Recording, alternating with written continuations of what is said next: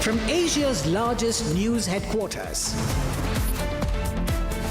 setting the agenda for Bharat.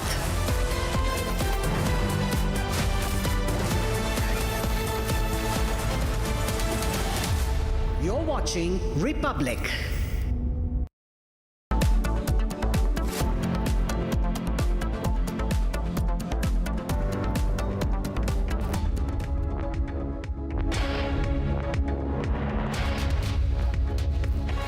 Hello and welcome. You're watching a special broadcast of the Israel-Iran war.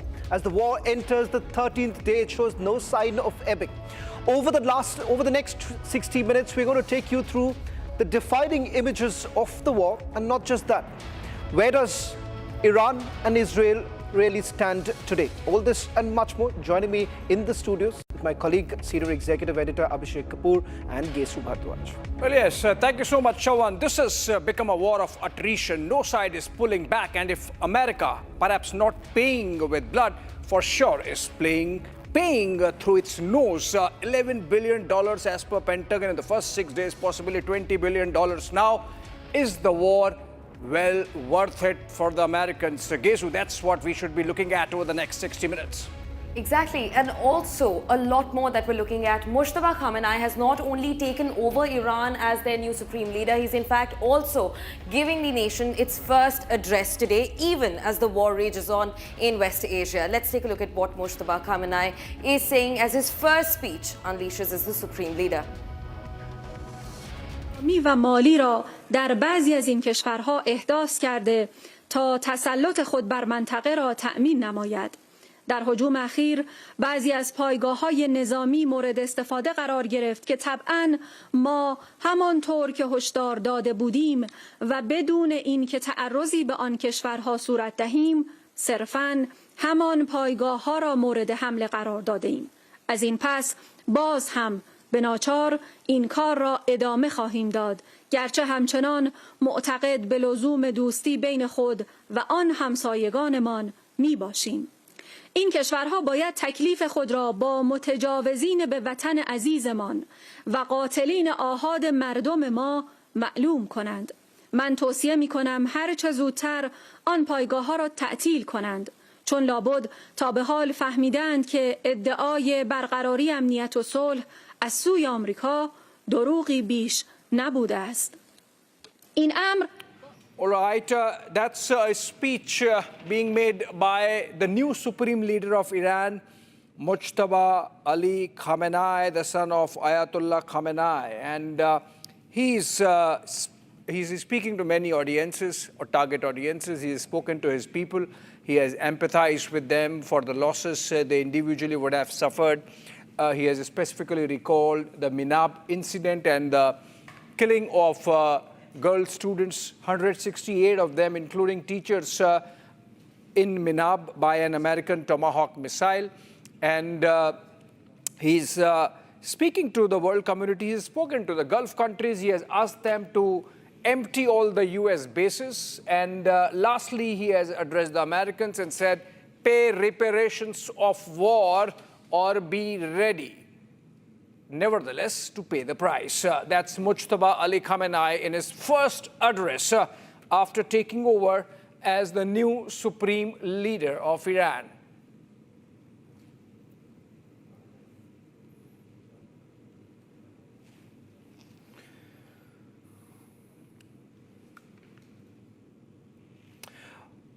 Well, in fact, we're starting this edition with the focus on what's really happening along the Strait of Hormuz. 2 weeks ago, this was perhaps one of the most busiest maritime routes. Now it has become treacherous and dangerous waters for ships, where maritime traffic has come to a complete standstill. Of course, the free pass has been given to Iranian allies, but having said that, commercial vessels, particularly those flying from US and Europe, have been completely stalled. This is after US and Israel declared war on Iran, and Tehran basically responded by saying that the first action would be closing the Strait of Hormuz. In fact, Mujtaba Khamenei, just a short while back in his first address, said that the Strait of Hormuz will remain shut, and that, what he says, is part of the revenge plan. The IRGC Navy has already stated that they are taking full control of the strait, and that any vessel crossing this entire region without seeking permission will be fired upon. An Indian seafarer was killed when an US-owned crude oil tanker, Surfacer Vishnu, was attacked by Iran near Basra in Iraq. 15 other Indian seafarers were rescued from the vessel. No ship that is allied with the US and Israel is safe perhaps in this region. Now, this particular report will take you through all the developments that have taken place in the last 24 hours pertaining to Strait of Hormuz. One Indian seafarer killed, 15 others rescued after an Iranian strike on the US tanker ironically named Safe Sea Vishnu. The incident comes one day after President Donald Trump proudly stated that US Navy had knocked out Iran's mine-laying ships. But we knocked out 58 naval ships. We knocked out their Navy, okay? Let's put it that way. But they also knocked out the mine layers. They call them mine layers. They put mines in the water. Lovely job. Isn't that nice? Blow up ships. According to reports, 20 vessels have been attacked in the Gulf since the war began on February 28th. Iran has made it very clear any ship belonging to the US or its allies will be targeted. Despite the Iranian aggression in the Strait of Hormuz, the Mumbai port witnessed the first tanker arriving earlier today, carrying approximately 135,000 metric tons of Saudi crude oil. Strait of Hormuz is currently the most sensitive part, but mind you, now the ship which was carrying more than 1 lakh metric tons of crude oil has now reached the Mumbai port. Currently, I am at the Elephanta port, where you can see that the ship has arrived on Wednesday at around 1 p.m. and the ship was anchored at around 6 p.m. This is the very ship, Shenlong ship, which is carrying around 1,35,000 metric tons of crude oil. As we are all aware of the fact that currently crude oil plays an essential role, and we only had a stock of 45 days, and now it is a really relaxing moment for all Indians that this particular ship has arrived, which is carrying more than 1,35,000 metric tons. The Liberian vessel is the first vessel to reach India through the Strait of Hormuz after the war began, reinforcing India's crude oil reserves.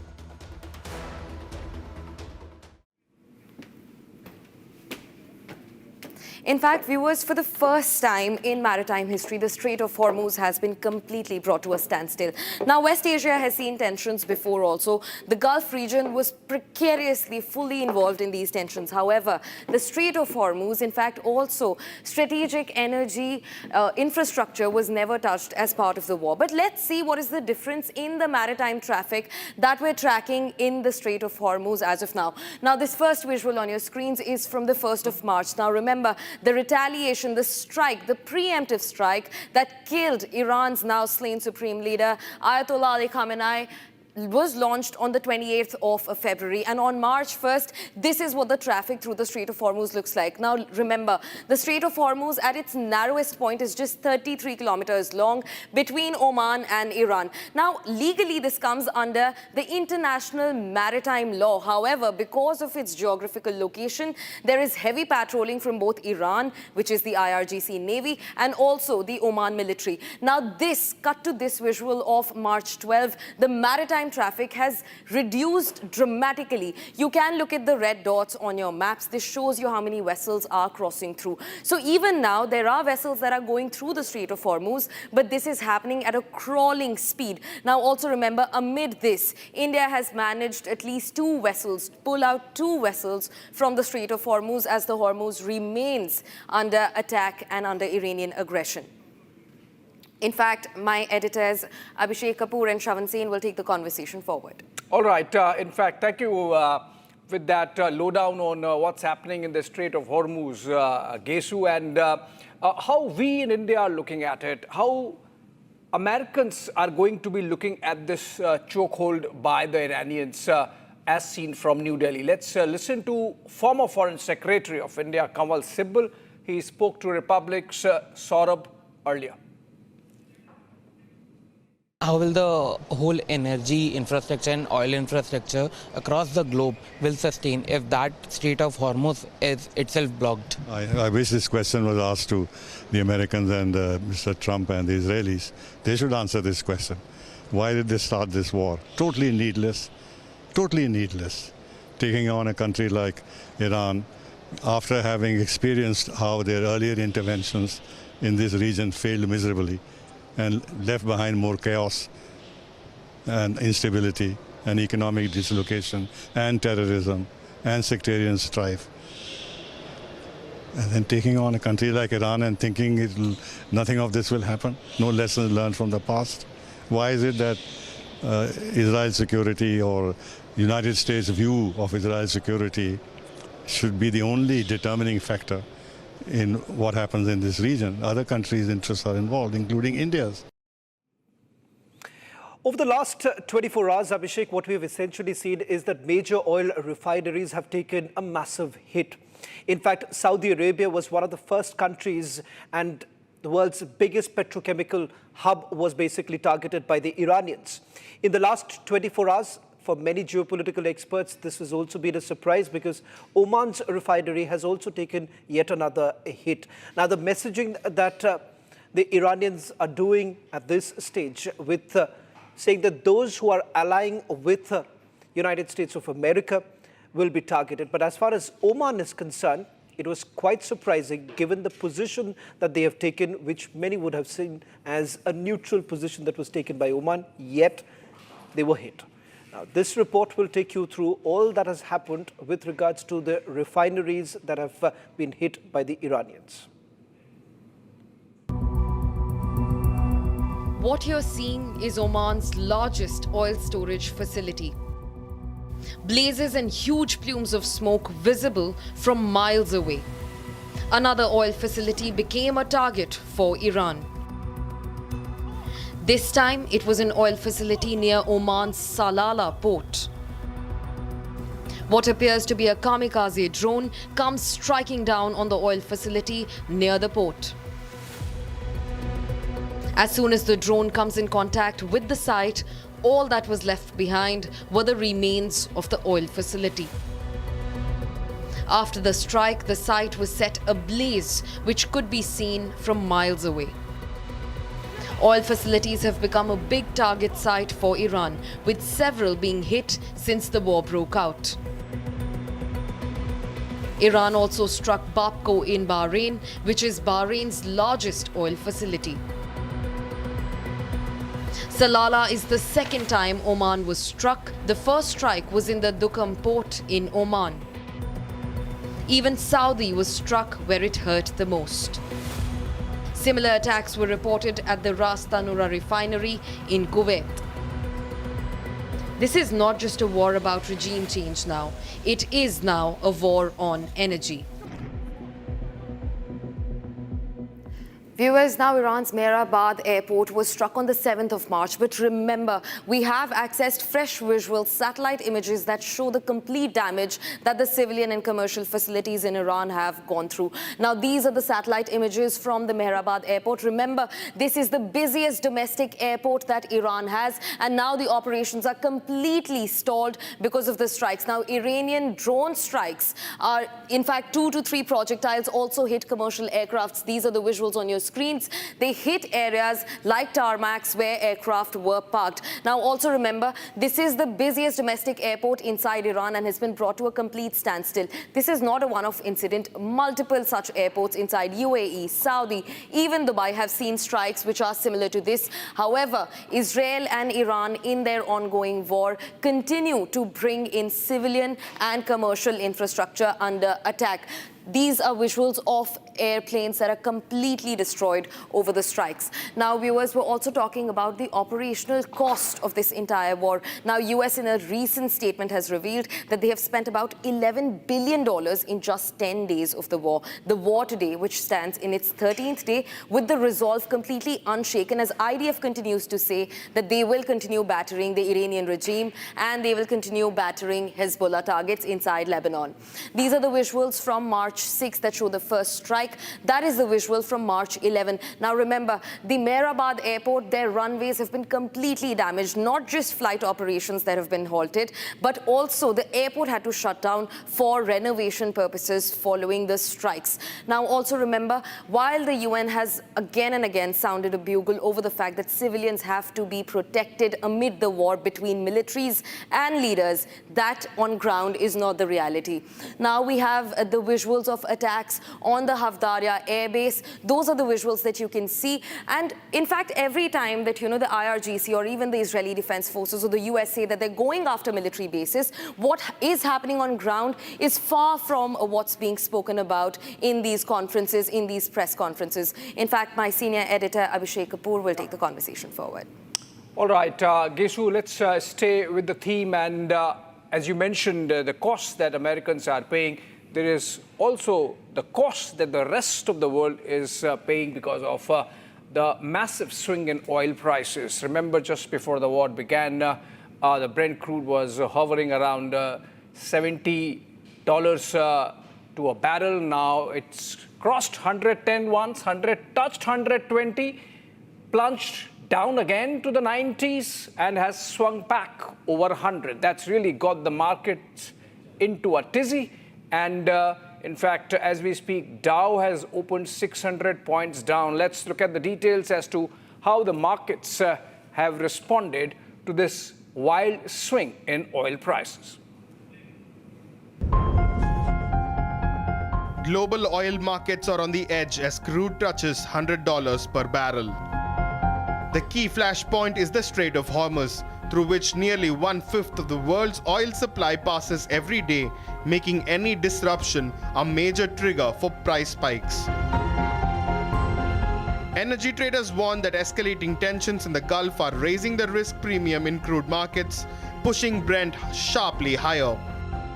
With Saudi producing over 10 million barrels per day and Iraq producing 4.5 million barrels per day, it can influence the global oil price. Oil cartel dominance over oil supply oligopoly. Recent oil shocks in India, a consequence of the global oil problem. The IEA claims that it could release 400 million barrels of oil from its reserves. But will it be enough to bring back the oil price to an equilibrium? If tensions persist and supply fears grow, economists warn that the oil shock could ripple through global markets, intensifying inflation pressures and slowing economic recovery.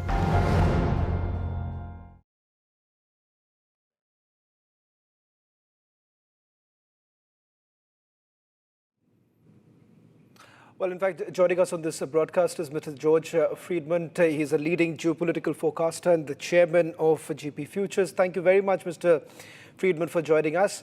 Let me straight away begin by asking you as to what Americans are really thinking about this regime change. Your president, for the longest time, spoke about the military objective was to have a regime change, which seems far from over. US intelligence essentially indicating that the regime is here to stay.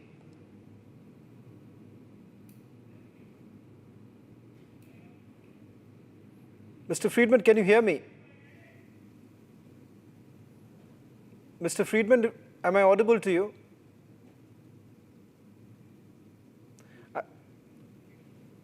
We believe there's some audio issues that are now coming in. In fact, in a short while from now, we'll try and go across to George Friedman. These images that you see on your screens is the cost of the war that we've been talking about. In fact, as the war enters the 13th day, Abhishek, the question here is how long does it really last? The zigzag road that has been taken perhaps by the Americans is something that we're also going to delve upon in a short while from now. But let's also take our viewers through the reports that are now coming in. In fact, this is with regards to how the operations have really panned out? Viewers, now in fact, the war is not just limited between militaries. Now IRGC and Hezbollah together have sounded one statement where they said that they are also targeting critical infrastructure belonging to the Israeli Defense Forces, and that also includes US bases, US, which is acting as an ally to Israel in the ongoing war in West Asia. They have said that they've used ballistic missiles, drones to strike various areas deep inside Israeli territories. In fact, while they say that they have struck only military targets, that is not all that true. They have struck civilian targets inside Israel as well. Take a look at the damage that the IRGC, the Iranian Revolutionary Guard Corps, and the Hezbollah, the proxy fighter in the war, has been able to cause. Iran has carried out fresh strikes on Israeli military and intelligence infrastructure in what it describes as a new phase of retaliatory operations. The IRGC targeted an airbase located south of Tel Aviv. It is one of Israel's most sensitive military sites. It serves as Israel's satellite launch and missile testing center. The Avda airbase was another military site hit by Iranian airstrikes. Avda is a major Israeli Air Force training facility and strategic base which formerly hosted US F-22 stealth fighter jets. War Patriot. Officials say that ballistic missiles along with drones from the IRGC as well as rockets fired by Hezbollah were used in the attacks.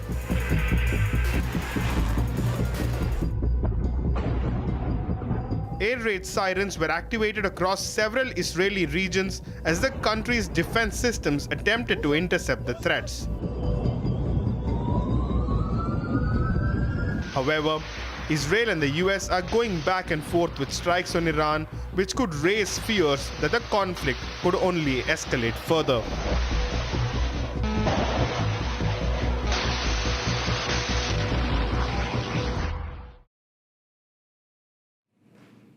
Joining us on this broadcast is Mr. George Friedman, a leading geopolitical forecaster and the chairman of GP Futures. Mr. Friedman, thank you very much for joining us on this broadcast. Many still wondering as to what position would the American president really take, because in the beginning, he said the objective was a regime change. US intelligence indicates that there will be no regime change. The regime is here to stay. What's the future?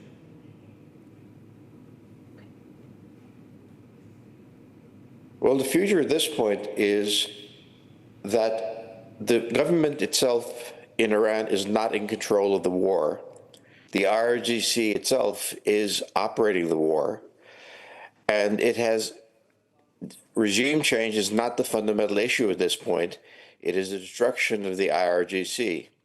At the same time, the IRGC is capable of hitting the oil areas and all these things. And so we have a drone war going on, as well as the potential, which I hope is not going to happen, of U.S. land forces coming in to clear the Strait of Hormuz. Mr. Friedman, the last statement that came from President Trump, he said that there is nothing left to hit in terms of targets and that Iran is completely destroyed. Then what's the remaining war for? Why not call off the hostilities, call off the war?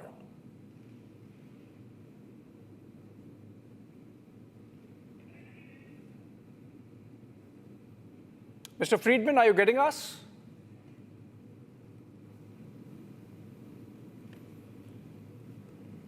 We seem to be having some problem with the line there again. Yes, Shawan? Well, in fact, the bigger question... He seems to be suggesting that the war can continue perhaps for a little longer. And it seems the war is not over till IRGC or American perception of what remains of IRGC is taken care of. Well, in fact, it's quite clear Israelis are not here to stop. In fact, they say their objective hasn't been met.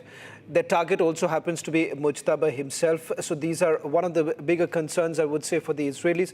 Americans here clearly suggesting that this war may continue. And there is also perhaps a clear division that's taken place. Now, what are the calls for revenge that is against the United States of America? And how exactly is Iran really responding? Over the last 13 days, one thing that has come up extremely clear is the fact that the IRGC, despite being hit, despite being completely battered, they have basically risen. And the fact that Iranians have been united when it comes to various cities where these images have been coming in from.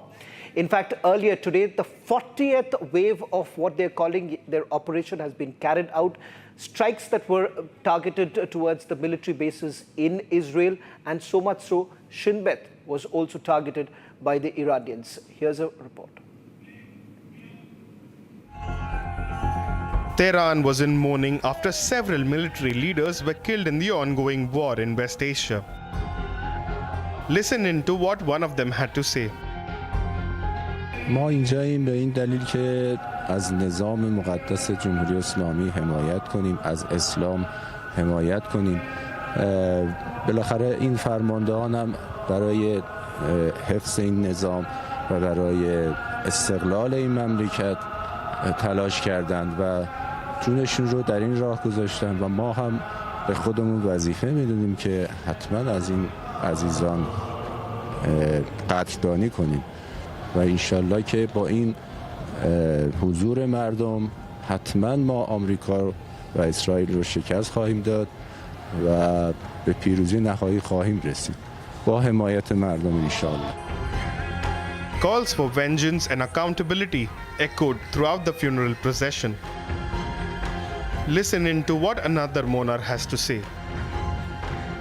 به انتقام خون رهبرم و شهدا که خونشون بیگناه ریخته شد، این دخترای بیگناه، این جوانای بیگناه، این سردارای بیگناه چیکار کردن؟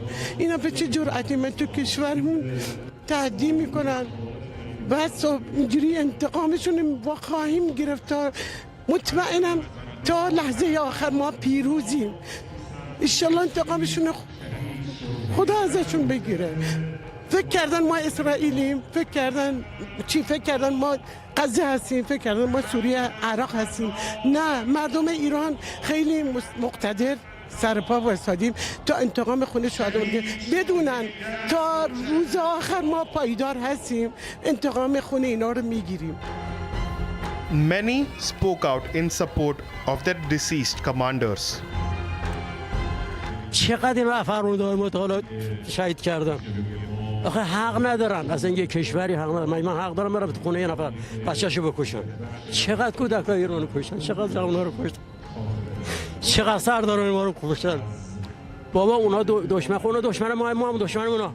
اما ما که اصلا سازمان ملل هم اجازه نمیده ما یکی اونا رو بکشیم. پس چرا سازمان ملل چی اما بکشن؟ هیچ کسی نمیگه. With the war dragging on for weeks now, even the supporters of the IRGC seems to have had enough. But their mourning is not complete yet, for they demand action against Israel and America.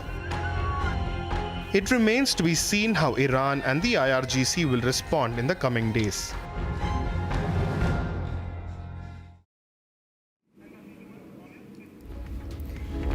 Viewers, now who really is paying the cost of this war? Is it the civilians? Is it the military?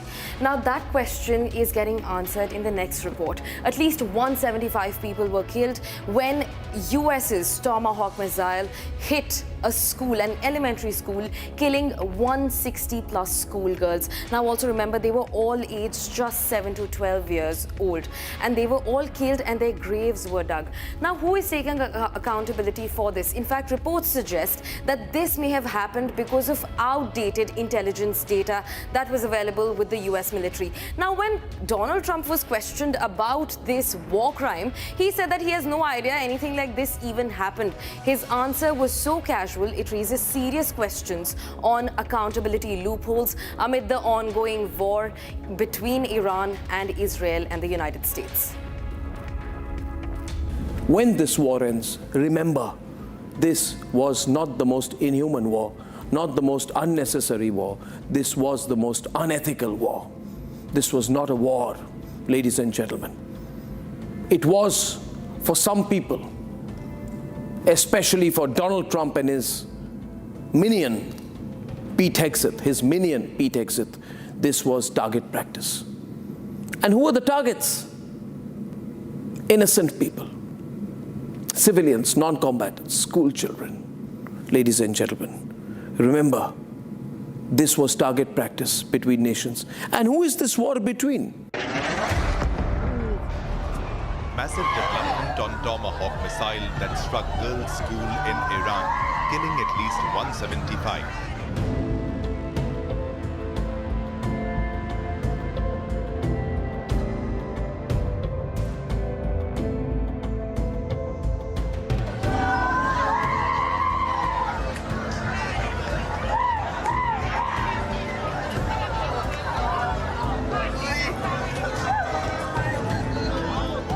As per reports, investigations prove that outdated targeting data may have resulted in a mistaken strike on the school.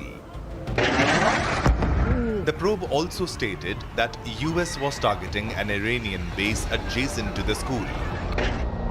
Reports say that the school was formerly a part of the Iranian base. The investigation also proved that US CENTCOM created the target coordinates for the strike using outdated data provided by the Defense Intelligence Agency. This clearly proves that the US is to blame on the strikes on the school. But Uncle Sam narrates another story.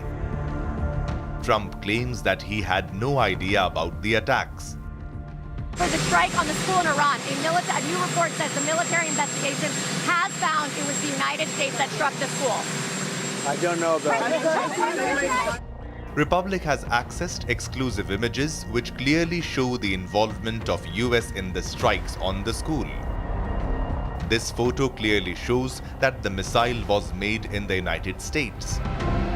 A US company had manufactured the missile that struck the school in Iran. Another missile used in the strikes on the school in Iran was manufactured in Colorado. Meanwhile, Iran government yesterday released data on civilian casualties since the war broke out. Iran claimed the US-Israel strikes in various parts of the country killed over 260 people, with 206 women and children. The youngest was an 8-month-old girl. This just boils down to one question. Will US own up to its mistake, or will it evade it like it does every time?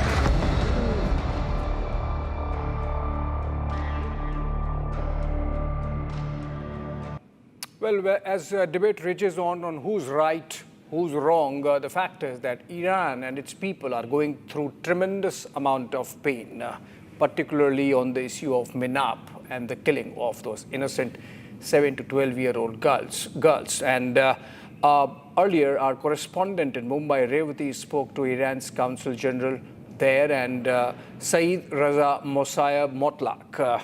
He had this to say. Listen in. Tensions continue to escalate in the West Asia. Also, US continue to break the international law. But what's Iran's take on this? We'll get in-depth details today because I have with me His Excellency Motlaq with me, who is the General Consul of Iran to India. Sir, thank you so much for having us. Now we all know that this particular attack is no more about regime change. Now the US is literally destructing the infrastructure in Iran. How will you strategically reply to it? In the current situation, we expect cooperation from India. In Iranian culture, hospitality is of great importance, and we value our guests deeply. Therefore, we expect the Indian government to work with us to ensure that Indian nationals can leave our country safely if they wish to do so. Our greatest concern is that none of our guests face any difficulty. Just as our armed forces protect ordinary citizens, the same level of protection is extended to foreign nationals, including Indian citizens.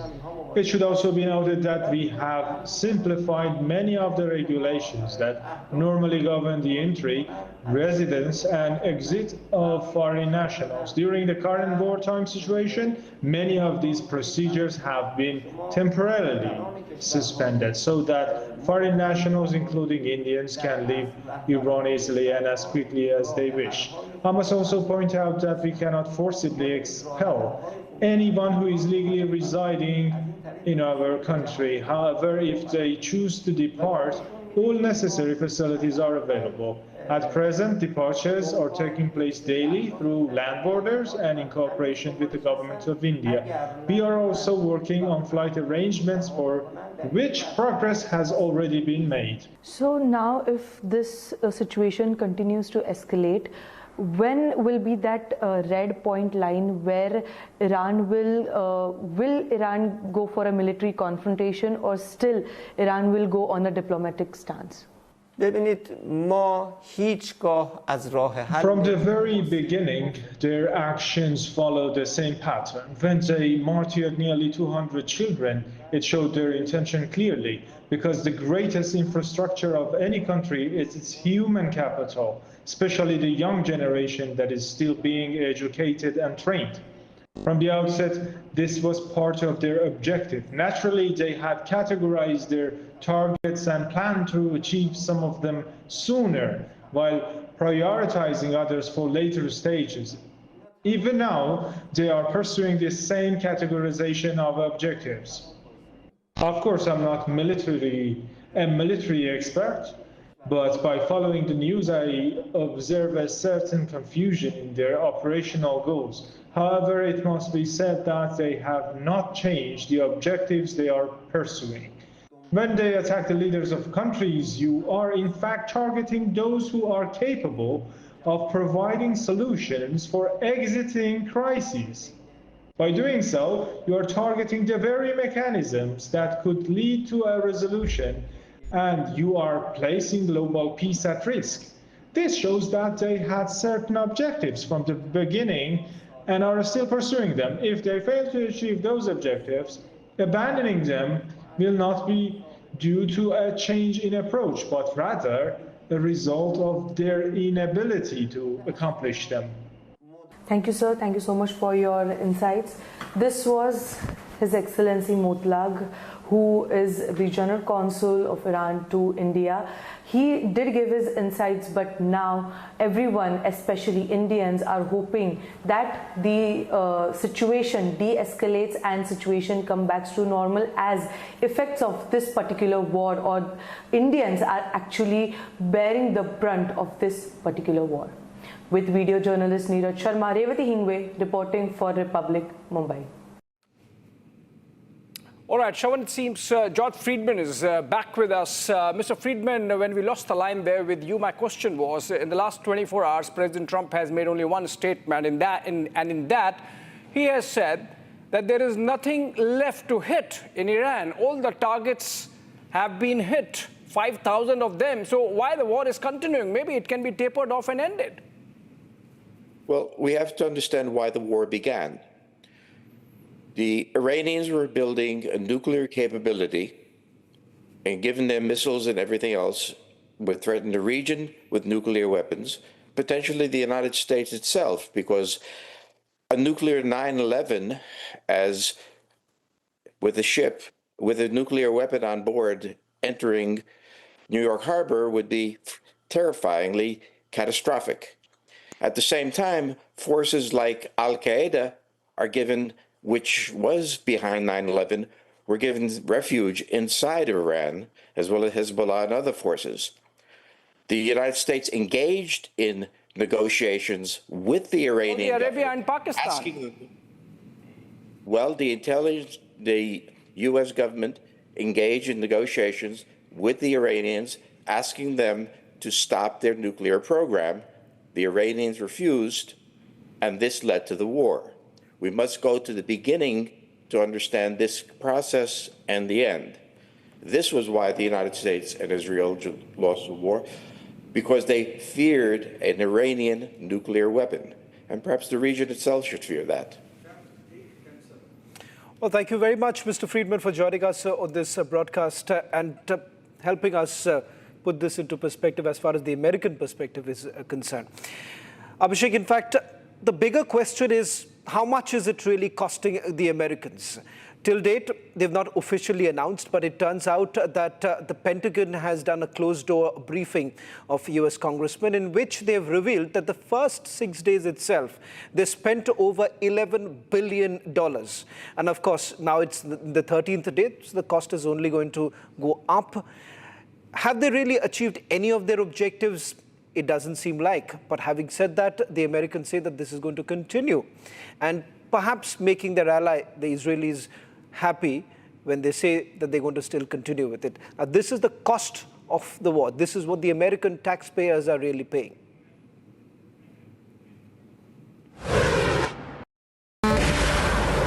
The cost of war in West Asia continues to rise. Pentagon reported to Congress that in the first 2 days, the war cost $5.6 billion in munitions and operations alone. And within the first 6 days, the cost almost doubled, surging beyond $11.3 billion. The figure was disclosed during a closed-door briefing by the Pentagon. The figure, however, does not account for all the aspects of the war, with some officials saying it could be well above $50 billion. The wide impact of the war is also costing billions in oil imports around the world, with several refineries now destroyed around the Gulf countries and the critical Strait of Hormuz still blocked. Brent crude price touched $100 per barrel and threw the market into record extremes. However, the biggest cost of the war has been the civilian casualties. Iran alone has suffered over 2,000 fatalities.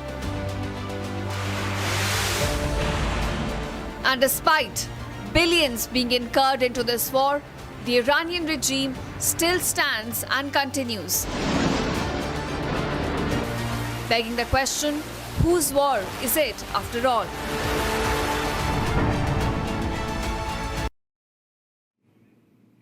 Viewers, now to better understand the gravity of what we're talking about, let's look at the numbers. Let's look at the US's spending, their expenditure in the middle of this war.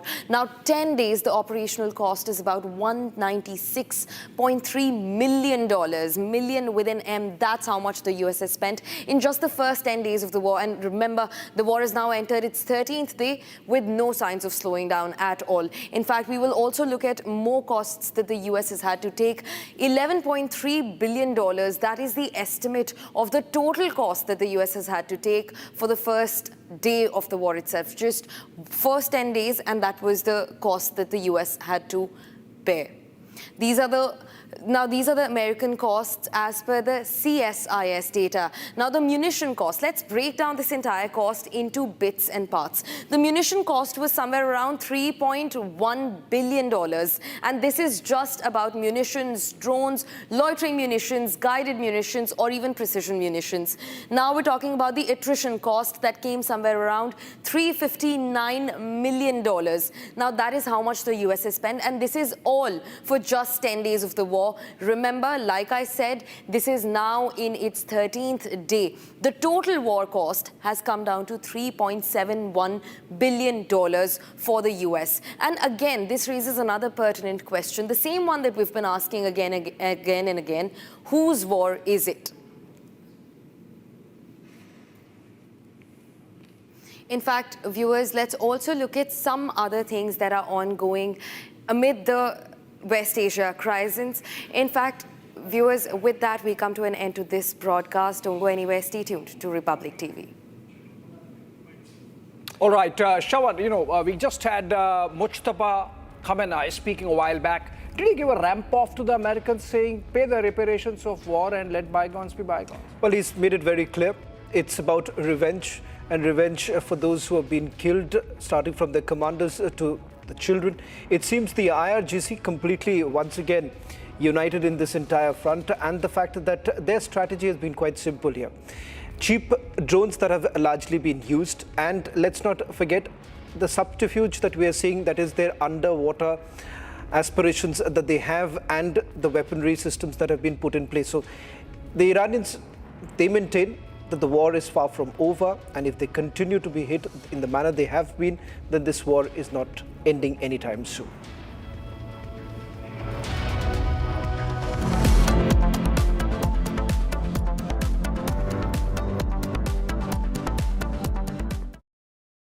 Co-powered by Century Ply Club Prime. Raho befikar.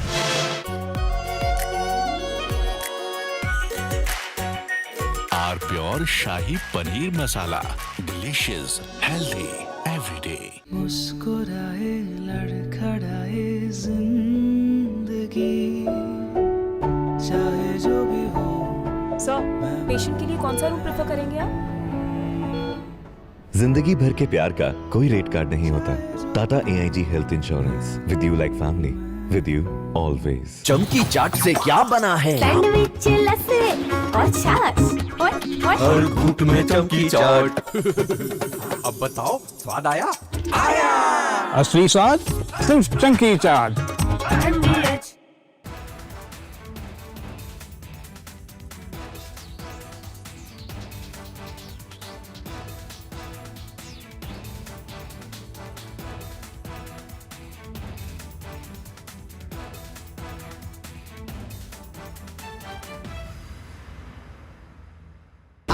Pure सूजी pasta उबालो, मिलाओ और खाओ। 8 minute में तैयार। क्या taste है सबका राजा hardcore masala. First we saw the people dying, the killings, and that's continuing, destruction of infrastructure, and now the economic impact. The economic impact will affect everybody across the world. You know, the price of LNG, cooking gas has already gone up. So it is a very serious problem. We're all going to suffer. So we all have to work to make sure it ends soon. And I hope that, led by our Prime Minister, etc., we will work on that. ठीक है mandu भेज दे रहे हैं। ठीक है ना भेज रहे मंडू। नहीं तो तुम तो करेगा। आलू से नहीं होगा।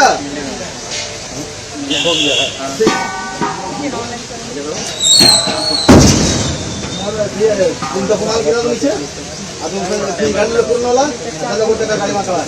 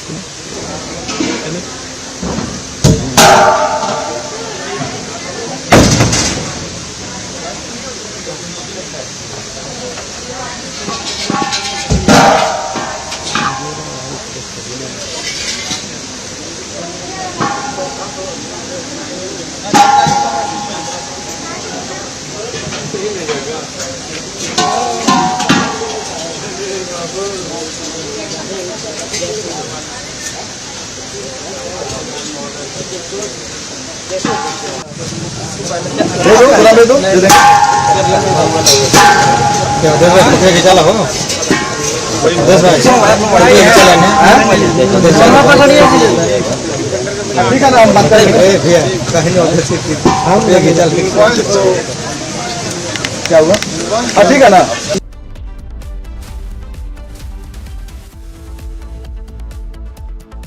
Co-powered by Century Ply Club Prime. Raho befikar.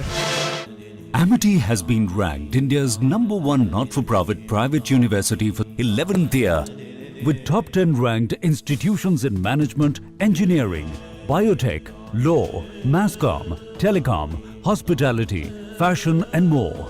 Yet another top ranking for Amity University. चमकी चाट से क्या बना है? आलू चाट या फ्रूट चाट। स्वाद बढ़ाए चमकी चाट।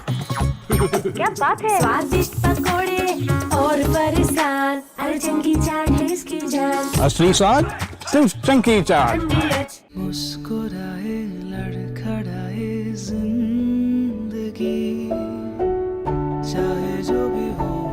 सर, पेशेंट के लिए कौन सा रूम प्रेफर करेंगे आप? जिंदगी भर के प्यार का कोई रेट कार्ड नहीं होता। Tata AIG health insurance, with you like family, with you always. थोड़े में ज्यादा स्वाद, यही तो है इसकी खास बात। वाओ मामा क्या स्वाद है। अरे मेरे राजा मसाला।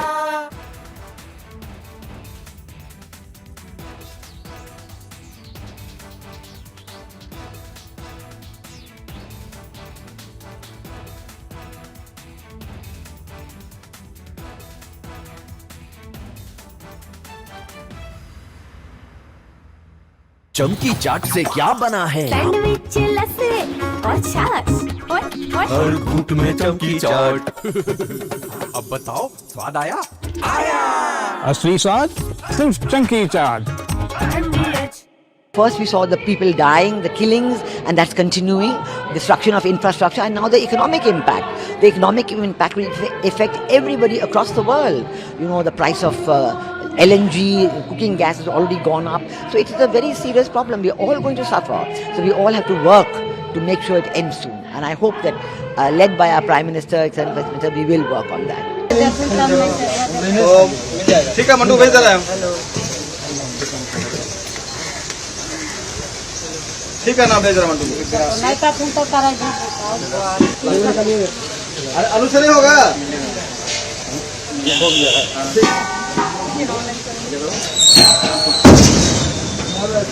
तुमचा कुणाल केला नीचे अजून गाडीला पूर्ण होला त्याला गोटे का गाडी मागवा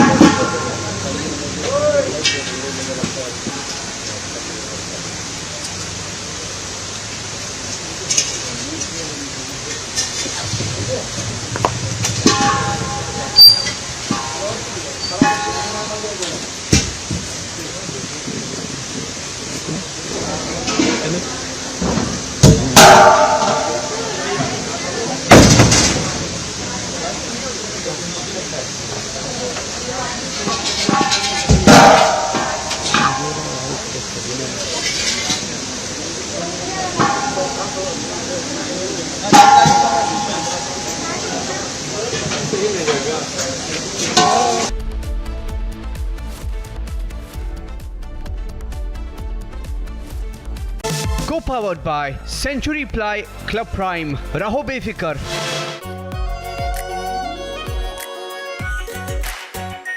Our pure Shahi Paneer Masala. Delicious, healthy, every day. मुस्कुराए लड़खड़ाए जिंदगी चाहे जो भी हो। सर, पेशेंट के लिए कौन सा रूम प्रेफर करेंगे आप? जिंदगी भर के प्यार का कोई रेट कार्ड नहीं होता। Tata AIG health insurance, with you like family, with you always. थोड़े में ज्यादा स्वाद यही तो है इसकी खास बात। वाओ मामा क्या स्वाद है। अरे मेरे राजा मसाला। Please stop.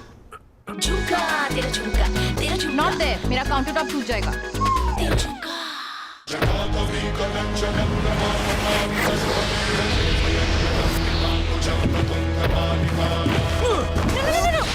मेरी चिमनी टूट जाएगी। What are you doing? रानी इस घर में कुछ है जो टूटता नहीं। ये पिलर कभी नहीं टूटेगा। रुंगटा स्टील TMT से बना। रुंगटा नहीं तो घर स्ट्रॉन्ग नहीं। रुंगटा स्टील TMT बार एकदम सॉलिड। प्यास बुझाए ठंडक लाए सबको भाई जीरा से। MDH का जलजीरा जीरा से। जीरा से असली रिफ्रेशिंग, असली स्वाद, असली मजा। मुस्कुराए लड़खड़ाए जिंदगी चाहे जो भी हो। सर, पेशेंट के लिए कौन सा रूम प्रेफर करेंगे आप? जिंदगी भर के प्यार का कोई रेट कार्ड नहीं होता। Tata AIG health insurance, with you like family, with you always. First we saw the people dying, the killings, and that's continuing, destruction of infrastructure, and now the economic impact. The economic impact will affect everybody across the world. You know, the price of LNG, cooking gas has already gone up. So it is a very serious problem. We are all going to suffer. So we all have to work to make sure it ends soon. And I hope that, led by our Prime Minister, etc., we will work on that. ठीक है mandu भेज दे रहे हैं हम। ठीक है ना भेज रहे हैं मंडू। नहीं तो तुम तो कराई दो। आलू से नहीं होगा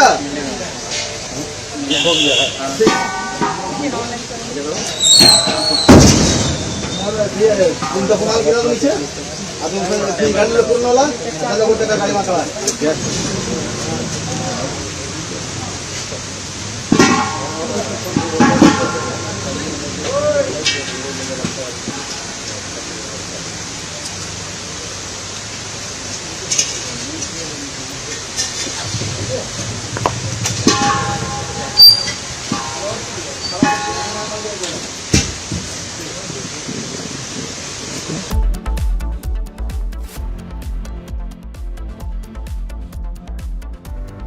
Co-powered by Century Ply Club Prime. Raho befikar.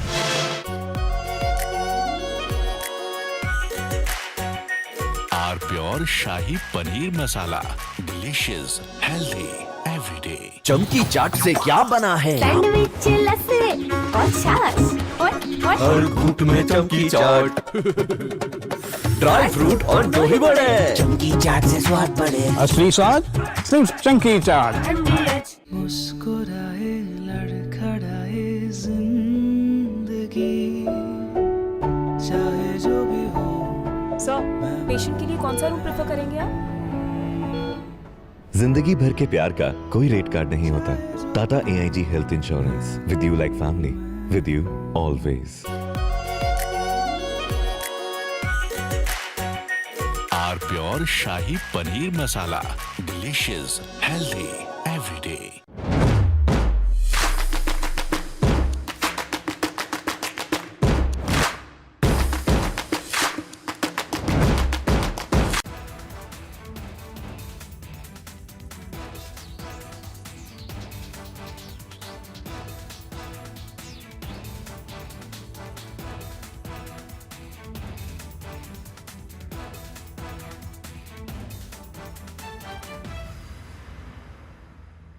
First we saw the people dying, the killings, and that's continuing, destruction of infrastructure, and now the economic impact.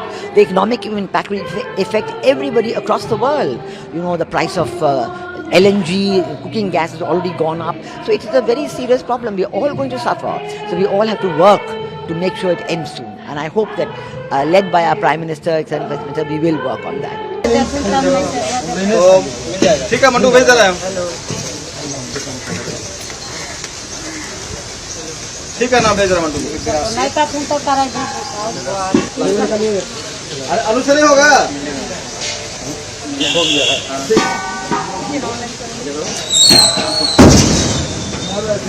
इंतफाल गिरा दो नीचे अब फिर गाड़ी लो पूर्ण वाला ना लोगों का गाड़ी मार रहा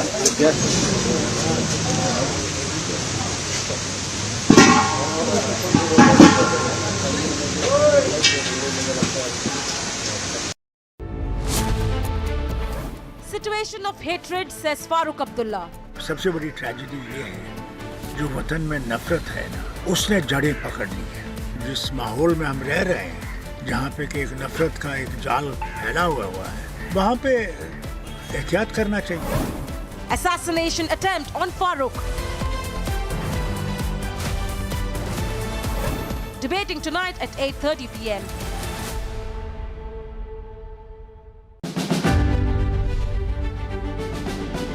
Indian Ocean region, if you see the region right now, it is becoming a place of contestation. How you view the increasing maritime contestation? 21st century is going to be Indian Ocean century. We have to be ready to deal with situations across the spectrum with our extensive maritime domain awareness and our reach and sustainability. And if we were to call to do certain things in any level of spectrum, we are ready to do that.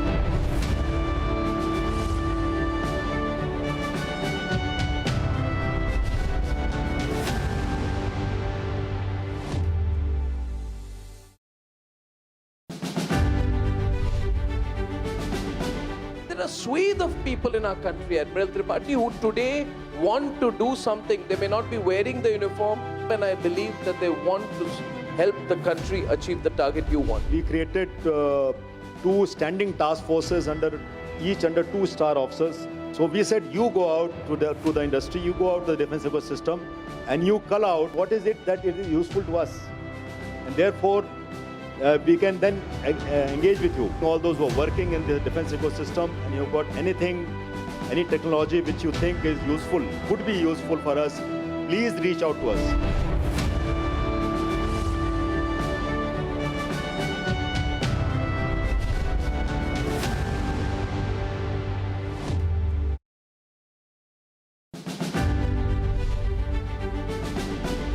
Between the mid-18th century to 19th century, India built 170 ships for the Royal Navy, the European Navy and US. The major milestone was achieved in the Leander class projects when we designed and constructed the project in India, in Mazagon docks. Thereafter, there was no looking back. We made the Godavari class, we made the Delhi class, we made the Brahmaputra class, we made the Kolkata class and the Nilgiri classes here to see. Today, most of the component, I would say, in move or float is made in India. And I can assure you, all balance, whatever is balance, there is work in progress. Next to 6 to 10 years, everything will be made in India. Everything that goes into a ship will be made in India.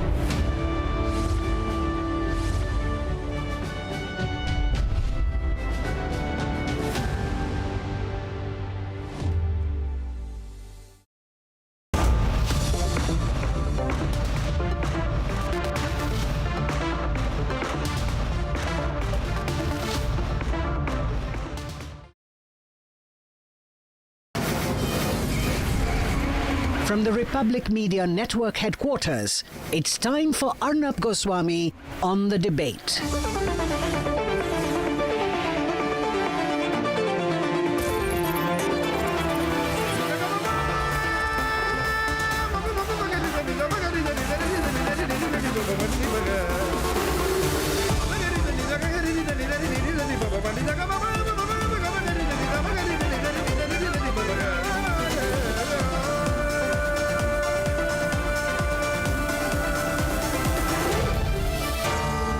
Arnab Goswami on The Debate.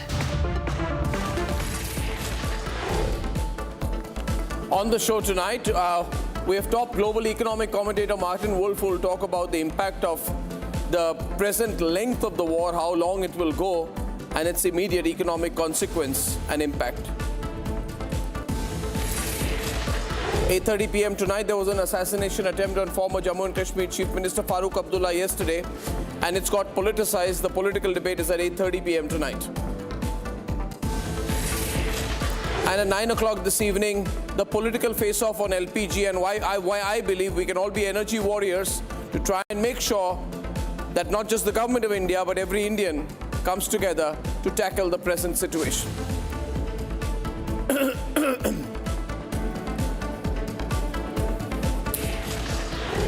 So, ladies and gentlemen, the question on everyone's mind is, what is the economic impact for India and around the world? What is the trajectory of the intensity of the war and the length of the ongoing war, and what happens to all of us? Well, today's statements and incidents, if we look at them, broadly, I won't take long on this, but there is no indication on the immediate end to the war, because Donald Trump last night bragged about how the Americans had won, and he's just issued a statement that oil prices are not important. Stopping Iran, in his words, is more important than oil prices. So at least in terms of the impression he's trying to give the impression that everything's all right, there is no pressure on him. And while one section is beginning to comment on how he's going to parade anything as a victory because he wants an exit, in Iran, Mujtaba Khomeini, Ayatollah Khomeini, Ayatollah Khomeini's son also made his first address to the people of Iran as their supreme leader, and he said he's escalating the attacks. So, ladies and gentlemen, if we see the two comments of Trump and Khomeini today, Trump says, you never like to say too early that you won, but we won. In the first hour, it was over, according to him. And Mujtaba Khomeini says that we will escalate our attacks. All US bases in the Gulf must be closed, or they will be attacked. Ladies and gentlemen, my first guest today in this context is Martin Wolf, very well-known, very respected British commentator, whose article on the economic impact of this war in the Financial Times is being quoted all over. It's called The Economic Consequences of the War with Iran. I suggest everybody reads it. Good evening, Mr. Martin Wolf. Good evening, Arnab here. It's great to have you. Before I begin my conversation with you, I just want to give a small, if I can paraphrase what you've said for people who may not have read your article here in India. Martin Wolf basically says that the world will not be hit as hard as it was in the late 1970s when there was a global economic crisis, energy crisis during the Iranian Revolution in 1979. He says that while there will be an impact on the price and the availability of oil, fuel, and energy, which according to some can hit $150 a barrel in the EU, but the situation is not going to be unmanageable. And he also seems to suggest, without naming India in that piece, that's what we're going to talk about today, that countries like India, which are massive net importers of energy, should look at other alternatives outside of fossil fuel more aggressively. Now, as we all know, ladies and gentlemen, we have a short-term LPG availability crisis, which the government of India is trying to manage. But our focus must not be on the immediate, but also on how the situation on energy will be handled in India after the war. Regardless of how long the war happens, even if it ends tomorrow, what should countries like India prepare for? Because we are, after all, the world's most populous nation.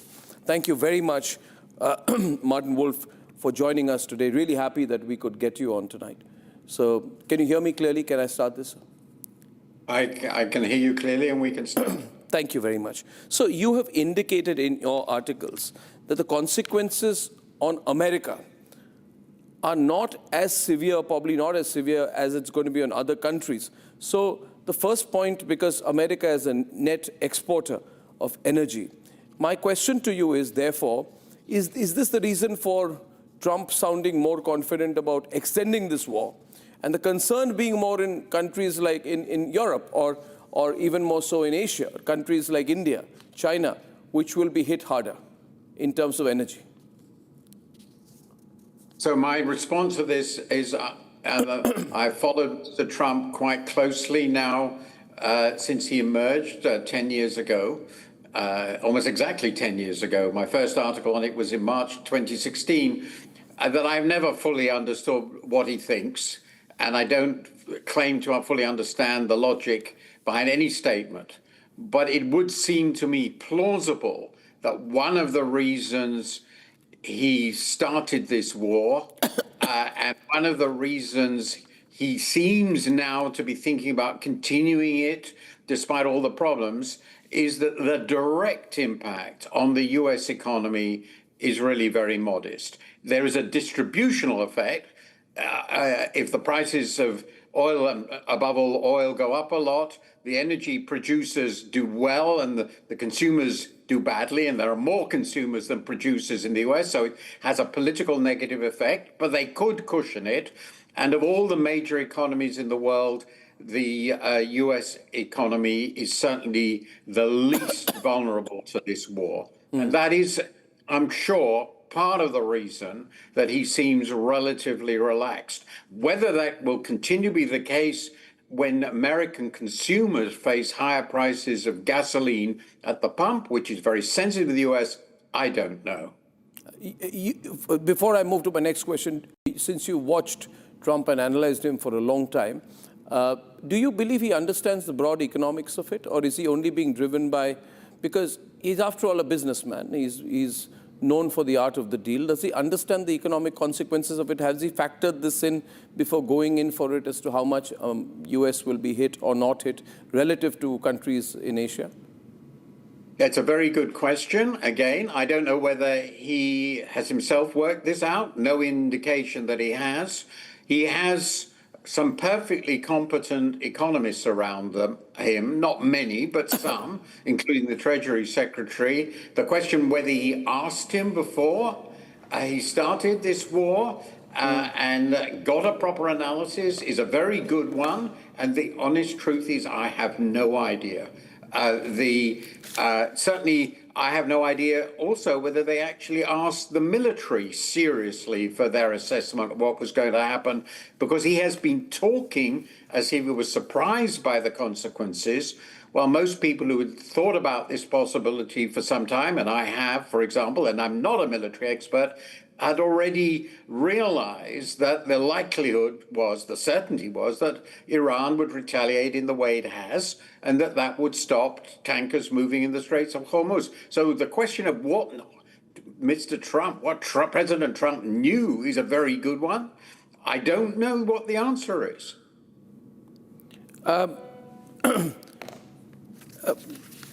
Mr. Wolf, you also wrote substantially in your piece, which is being quoted a lot in your commentary, that economic shocks of the past, you spoke about the late 1970s, would have been more than what we are likely to witness in the future. This is very reassuring, by the way.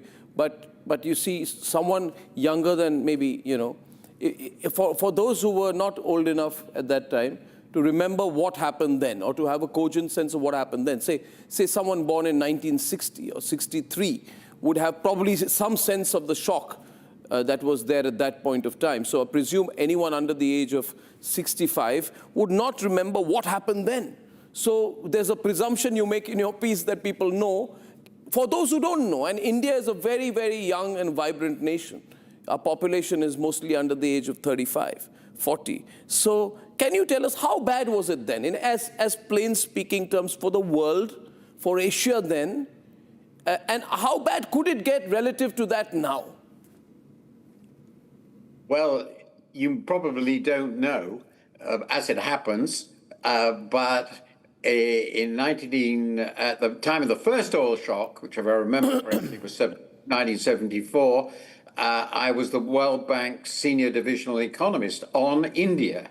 So my first job was to work out the impact of this first oil shock, the one that followed the Yom Kippur War, when there was an oil embargo, to work out what it meant for India. And it was very traumatic, partly for reasons that were unique to India, because of the very small share of exports in its GDP. But basically, the price of oil quadrupled. And not from a very low level, but it quadrupled. And then it increased massively again in the late 70s, which you're referring to. So the cumulative increase in the price of oil over the 1970s was colossal. Vastly greater than what we're seeing now. At the moment, it's not even doubled from where it started. And so the shock itself is much smaller than those shocks were. And secondly, we're more used to oil shocks. The ones that happened there never happened before. It was completely unprecedented. Nobody had prepared for it. Policy systems hadn't been prepared. Many countries now are fairly familiar with the problem. We have large oil stocks as well, which we did before. And our economies, all of them, including India's, have become less oil intensive. The impact of energy derived from oil on the price of energy, including electricity, and then on GDP from that is much smaller proportionally than it was then. So unless the price of oil now shoots up to $300 a barrel, something like that, I'm reasonably confident, very confident, the overall impact on the world economy, then it will be smaller than the cumulative effect of these two oil shocks, which, among other things, generated enormous spikes in inflation. Inflation in all the developed countries went to 10% a year or more for quite long periods. There were physical shortages, so people couldn't get oil and gas, above all oil, gas and gasoline, therefore, in the US, without enormous difficulty. It was a traumatic shock. I think the world is in much better shape to deal with this, and I think that definitely includes India, where renewable energy has increased significantly in availability in electricity. So I think we're in better shape. But it's not to say that if this lasts for 4 or 5 months, and if the oil flow is stopped for all that period, there will be unquestionably significant effects on inflation. Oil prices could go over $200 a barrel. Under those circumstances, it's possible to imagine that, not at all certain. certainly over 150, and there will be a very significant negative effects, but not as traumatic, in my view, as what happened to India in particular and the world more generally in the middle of the 1970s. So, in the context of your past experience, sorry, I was not aware of where you were at that time, but that makes me ask the next question even more, that in the present context, India is very different today in 2026 from 1979. We are a much larger economy. We are more resilient. We are growing much faster. There's more predictability. We are more digitized, etc. So, generally, the narrative here in India is we'll be able to absorb the jump in oil prices because we have low starting points. At the same time, the severity and persistence of how long this carries on will determine the impact.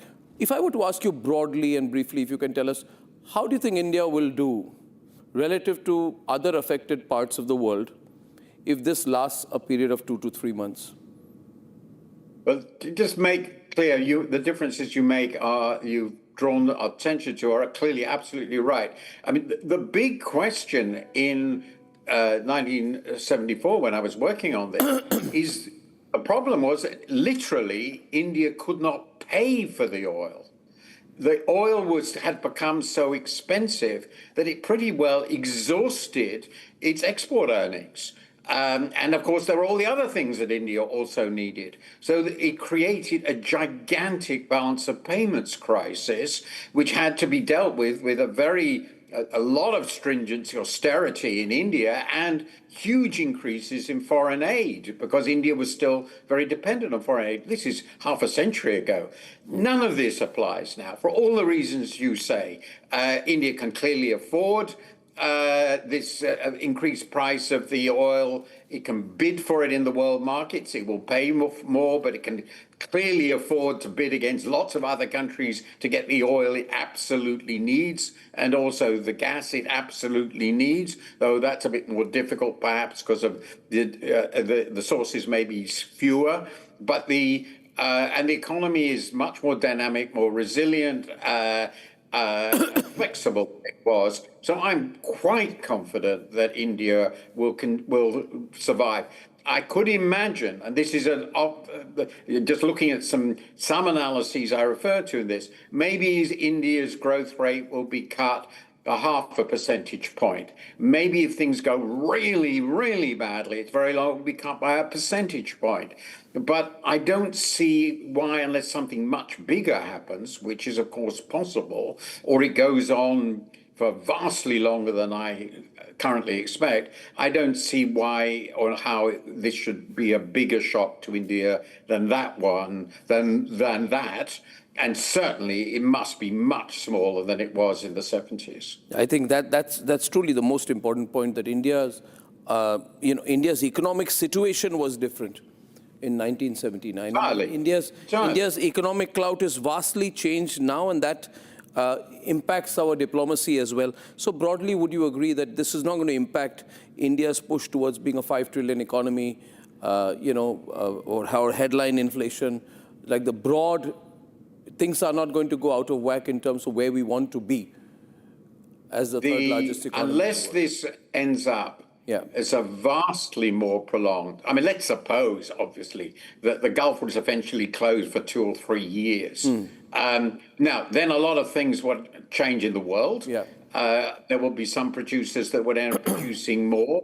I suspect India could survive even that. But we're talking disruption like that, it would have indirect effects on India because it would affect so many other economies with which India does business. But because India is basically a very large continental-sized economy with very strong domestic demand, diverse resources, I believe it can survive pretty well everything well enough. Not perhaps as well as the US, but it doesn't seem to me that we should be terrified about that. But of course, it will be very awkward, and the longer it goes on for, the worse it will be, because it will affect the whole world. Now, my next question may sound a bit simplistic to you, but if you could please attempt to answer it in the structure I shared, because it's easy to understand for our viewers. On a scale of 0 to 10, how would you compare the impact of this crisis on global energy security compared to 2022, the beginning of the Ukraine war and the impact that had? Well, if you look at price movements at the moment in oil and gas, it's quite similar. Actually, less in gas and about the same in oil. It went on to get worse after the Ukraine war. So at the moment, if the war ends reasonably soon and the straits are opened reasonably soon, which I would say within another couple of weeks, the impact, I suspect, will be no greater than the shock created by the Ukraine war and could be substantially less because the Ukraine war had some permanent effect, more permanent effects, at least for some countries, not India actually, but for Europe, for example. So obviously, the longer it goes on, given that there's so much production that normally goes through, through the Straits, about a fifth of oil production goes through the Gulf, through the Straits. And if in addition, Iran succeeds in destroying substantial facilities, refineries, production fields and so forth, then the effect will be larger than that. And given the importance of the Middle East as a producer, it produces 30%, the Gulf region is 30% of the world's oil, then the effects could be significantly bigger, I think, in the long term than the Ukraine war has been. But that's not where we are now, in my judgment. Now let's come to Trump, Mr. Wolf. The US is trying to push the narrative. Rather, let me say Trump is pushing the narrative that nothing impacts us, we're too big, we're too strong, we're amazing, we're great, we're the best. And nobody comes even close to us. But there are also the midterm elections. There is also the internal politics. And there is this comment that you referred to in your own article about Taco, that Trump always chickens out, that his external demeanor of being unaffected is actually a clever disguise for a very insecure person who's constantly worried. We hear about conversations that happen inside rooms in the White House, which are vastly different from his external demeanor, in which case he's a very good actor. But my question to you is that broadly, where do you, this is not the only economic question, where do you see the opportunity of an exit? Because these are uncertain times and uncertain players. We just had news that a Houthi maritime drone and unmanned aerial vehicle strike has hit a US-linked oil tanker in the Red Sea. Now, these are unpredictable players. They're like very sophisticated guerrillas in the ocean. The Houthis are not unarmed. They have various sources, very much latest technology with them.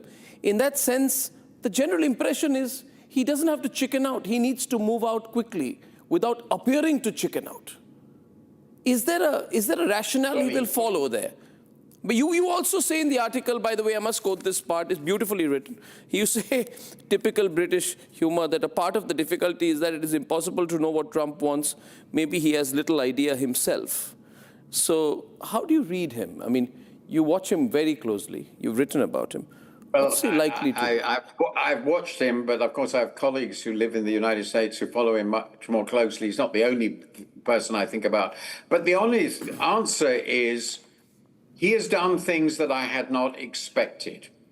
At the beginning of his term, this term, I thought he would avoid what he's done now, because he indicated very, very strongly that consistently, since he emerged on the political scene, that he thought these long drawn out forever wars, as he said, were a huge blunder, a huge mistake. And so even after the Venezuela incursion, I thought that he would limit himself to something that could be decisive, obviously victorious, and from which he could then easily withdraw. And this judgment has turned out to be mistaken. I had not expected this attack on Iran. And the honest truth is, I don't know anyone who expected this attack on Iran. That's perhaps because I don't know the right people, because it seemed to me inconceivable that it could be done with aerial power alone and lead to a decisive victory, still less an overthrow of the regime, given the nature of the regime and the means the US had. So the relationship between ends and means didn't make sense to me. So it's really been a shock, a surprise. I admit when I don't know, and I think it's been a huge surprise to every observer I know. Now then you're asking, well, how will he get out of this? Yes. Well, the answer to that is not easily. But the most obvious thing for him to do, because he's very flexible, is he will stop fighting. He will stop attacking Iran. He will tell Iran he stopped attacking Iran. That he will say to the American people, they've been completely victorious. We have demolished the nuclear program. We've hugely weakened Iran. We've got rid of their supreme leader. We've shown we're number one. And the Iranians, he will hope, will then say, okay, they've stopped attacking. We've actually already said, which they have said, the Iranian Islamic Guard have said, Revolutionary Guard, that, well, if they stop, we will stop. Well, Trump can hope that they will then stop. Obviously, what they're doing is fantastically unpopular with their neighbors, to put it mildly. And so US stops, just stops, says we've declared victory. The Revolutionary Guard stops and declares victory because they've seen off the great Satan, and it's over. And I think that's still, to me, and I wrote that in my column, less unlikely than any other outcome. But of course, one can imagine other outcomes than that if one starts thinking about it. Mr. Wolf, what about Iran? Today, Ayatollah Mujtaba gave his first speech as the supreme leader in Iran, in which he warned neighboring countries which have had bases of United States and other countries Iran considers their enemies. He seems to be giving the impression he's preparing for a long-term battle. Economically, can they do that? Infrastructure-wise, how long can they sustain it? And is there anything that the Americans can do in terms of aerial strikes which can bring them to their knees and force them to negotiate? There is an interesting discussion about whether the US could stop Iran from exporting oil. And I have to say my own, which is, as I understand it, predominantly via Karg Island. My guess will be they probably could do that. If the new regime, the new leader, not new regime, of Iran decides to extend the war to every country that has a base, a US base, then that is essentially an open-ended war on its neighbors. And that would give the US the excuse to say, well, they really are a mortal threat to all these Arab countries. We will really try to take out all their oil production and supply, and we will double or triple down our attacks on Iran. But beyond that, and I don't know, it doesn't seem to have been all that effective so far. The only next step they can take, which one of my colleagues looked at, is ground forces. And that gets them involved in a colossal war in a huge country. And it seems inconceivable. But you could imagine this war dragging on for the sorts of reasons you imagine. I think it's less likely than a de facto ceasefire, but of course it could drag on. If Iran is determined, even if the US is withdrawing, to keep going, then effectively the war continues. And that would be a terrible byproduct of this war and show what a huge mistake it is. Well, Trump's approval ratings are not looking too good anyway. You also mentioned that how mad could Trump get? Could he get mad enough? Last question to you. Could he get mad enough to use nuclear weapons? You said, is Trump mad enough to consider that question mark? You didn't address the point in your article, but interesting that you wrote that. I want a little expanded commentary from you on that. And also, Mr. Wolf, does this change the way the world looks at energy?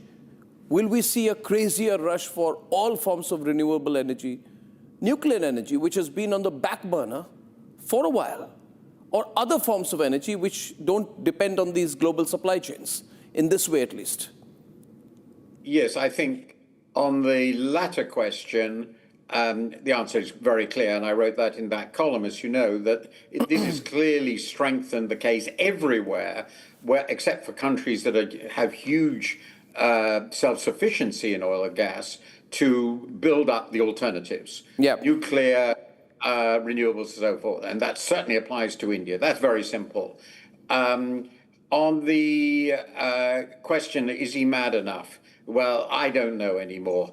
It seems to me, to be honest, that he's getting madder.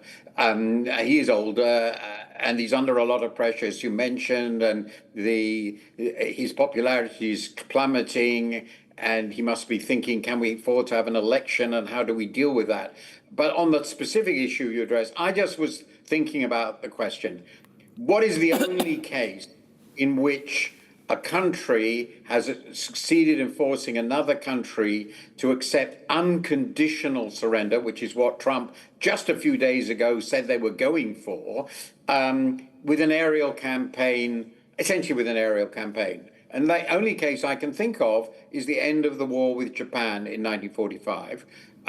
Now, of course, there had already been a huge ground campaign across the Japanese empire. That's clear. So it wasn't just aerial. But what was decisive was dropping 2 nuclear bombs. And that, of course, would change everything. It would be insane and beyond belief wicked.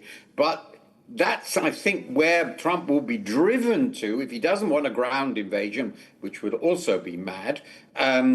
If he has to accept defeat, de facto defeat, Iran survives, it continues to do what it was doing before, on the one hand, or an abhorrent means to victory, he might think that the latter is least bad, particularly if he feels so much, as we would say, on the back foot. I don't predict this man. I don't expect such a thing. But that might be where a completely crazy human being might be driven to. Well, even thinking about it is extremely worrying, but here is a person who's unpredictable and extremely narcissistic. Well, Mr. Wolf, thank you very much. It has been a total pleasure talking to you. This will be very useful for all our viewers across the country. Thank you so much. Thank you. Thank you, and I hope it all ends well. I really do, for India and the world. For all of us, and the United Kingdom as well. Interestingly, you say there that Keir Starmer probably was trying to do the right thing by staying out. By the way, will he stay out, or is he going to be able to stay out? I expect we are going to stay out. We have promised to try and help some of our allies in the Gulf, which are long-standing allies, but we do not want to get again engaged in a war with Iran, from which there is no fruitful outcome. And to be honest, I think it's clear from the polls, the majority of British people have lost confidence in Mr. Trump's America, and for Britain, that is a revolutionary development. Well, thank you, Mr. Wolf. This has been very useful again. Great talking to you. Thank you very much. Thank you. To the other big story, I hope you found that useful. The overall headline out there: India will go through this extremely strong. That message should go to Mr. Rahul Gandhi. Last night, the former Chief Minister of Jammu and Kashmir, Farooq Abdullah, big headline at around midnight yesterday, survived an assassination attempt. He was going to a wedding reception. It was a close shave, but some sections of the opposition say this is a result of hatred, and there's a political debate on it. Here's what happened. Wednesday evening.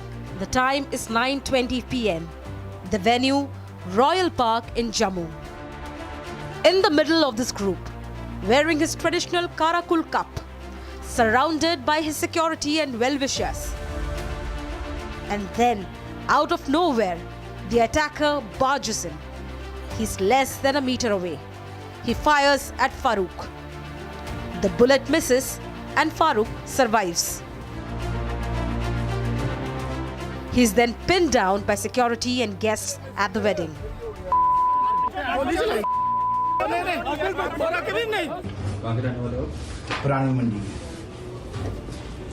पुरानी मंडी पुराना शहर पुराना गांव जम्मू का सबसे पहली राजधानी 1371 की वो भी लिख दीजिए नाम क्या आपका कमल सिंह जम्वाल जी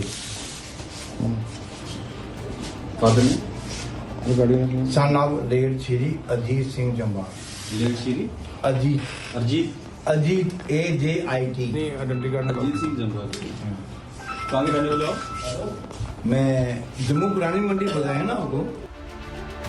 Farooq is in a state of shock. He blames the attempt on a wave of hatred. आजकल जिस माहौल में हम रह रहे हैं, जहाँ पे कि एक नफरत का एक जाल फैला हुआ है, वहाँ पे एहतियात करना चाहिए. The attacker, Kamal Singh Jamwal, claims he acted as a lone wolf. क्यों मारना चाहते थे उन्हें? किसके कहने पे आपने जो है वो फायरिंग की थी? किसी कहने पे नहीं की. क्यों की थी फायरिंग? मेरी अपनी मर्जी से की थी. क्यों मारना चाहते थे उन्हें?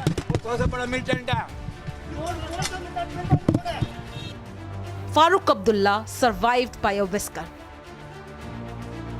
How did the security let it come this close?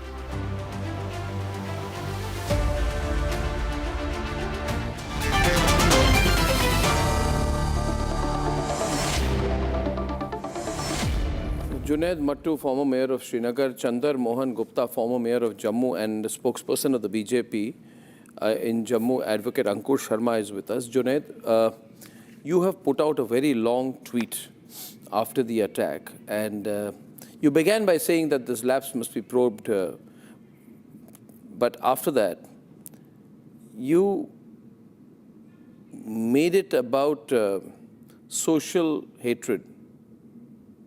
Why should society take responsibility for what one deranged man tried to do?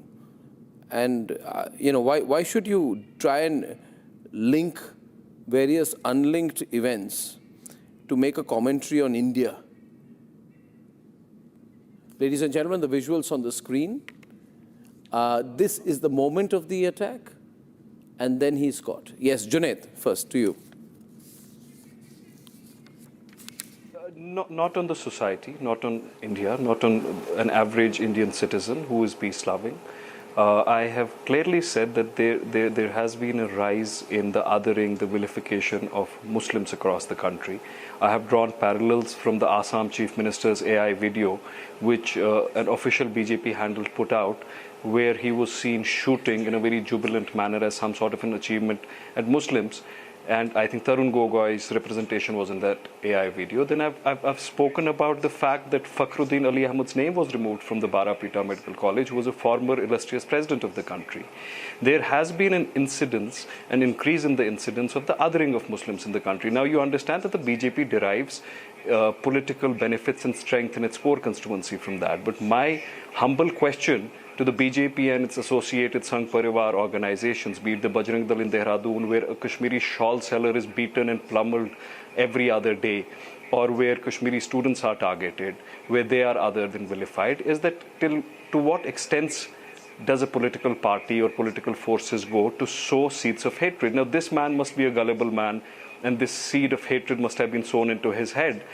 But we need to get to the root cause of the issue, that there is an atmosphere of hatred. With all disagreements that I have with Farooq Sahab, he has said in a press conference yesterday that there is an atmosphere of hatred in the country. You look at the statements of Mr. Pushkar Dhami, recent statements, then you look at the statements, this chronic offender of a chief minister we have in Assam, you look at his statements, then you look at the statements of Mr. Rane in Maharashtra, who says that Muslims should be content with living in this country and a Khan can never be a mayor of Bombay. Now, we have somewhere down the line normalized these outrageous statements. And a consequence of normalization of these statements in our polity is that things like these have happened.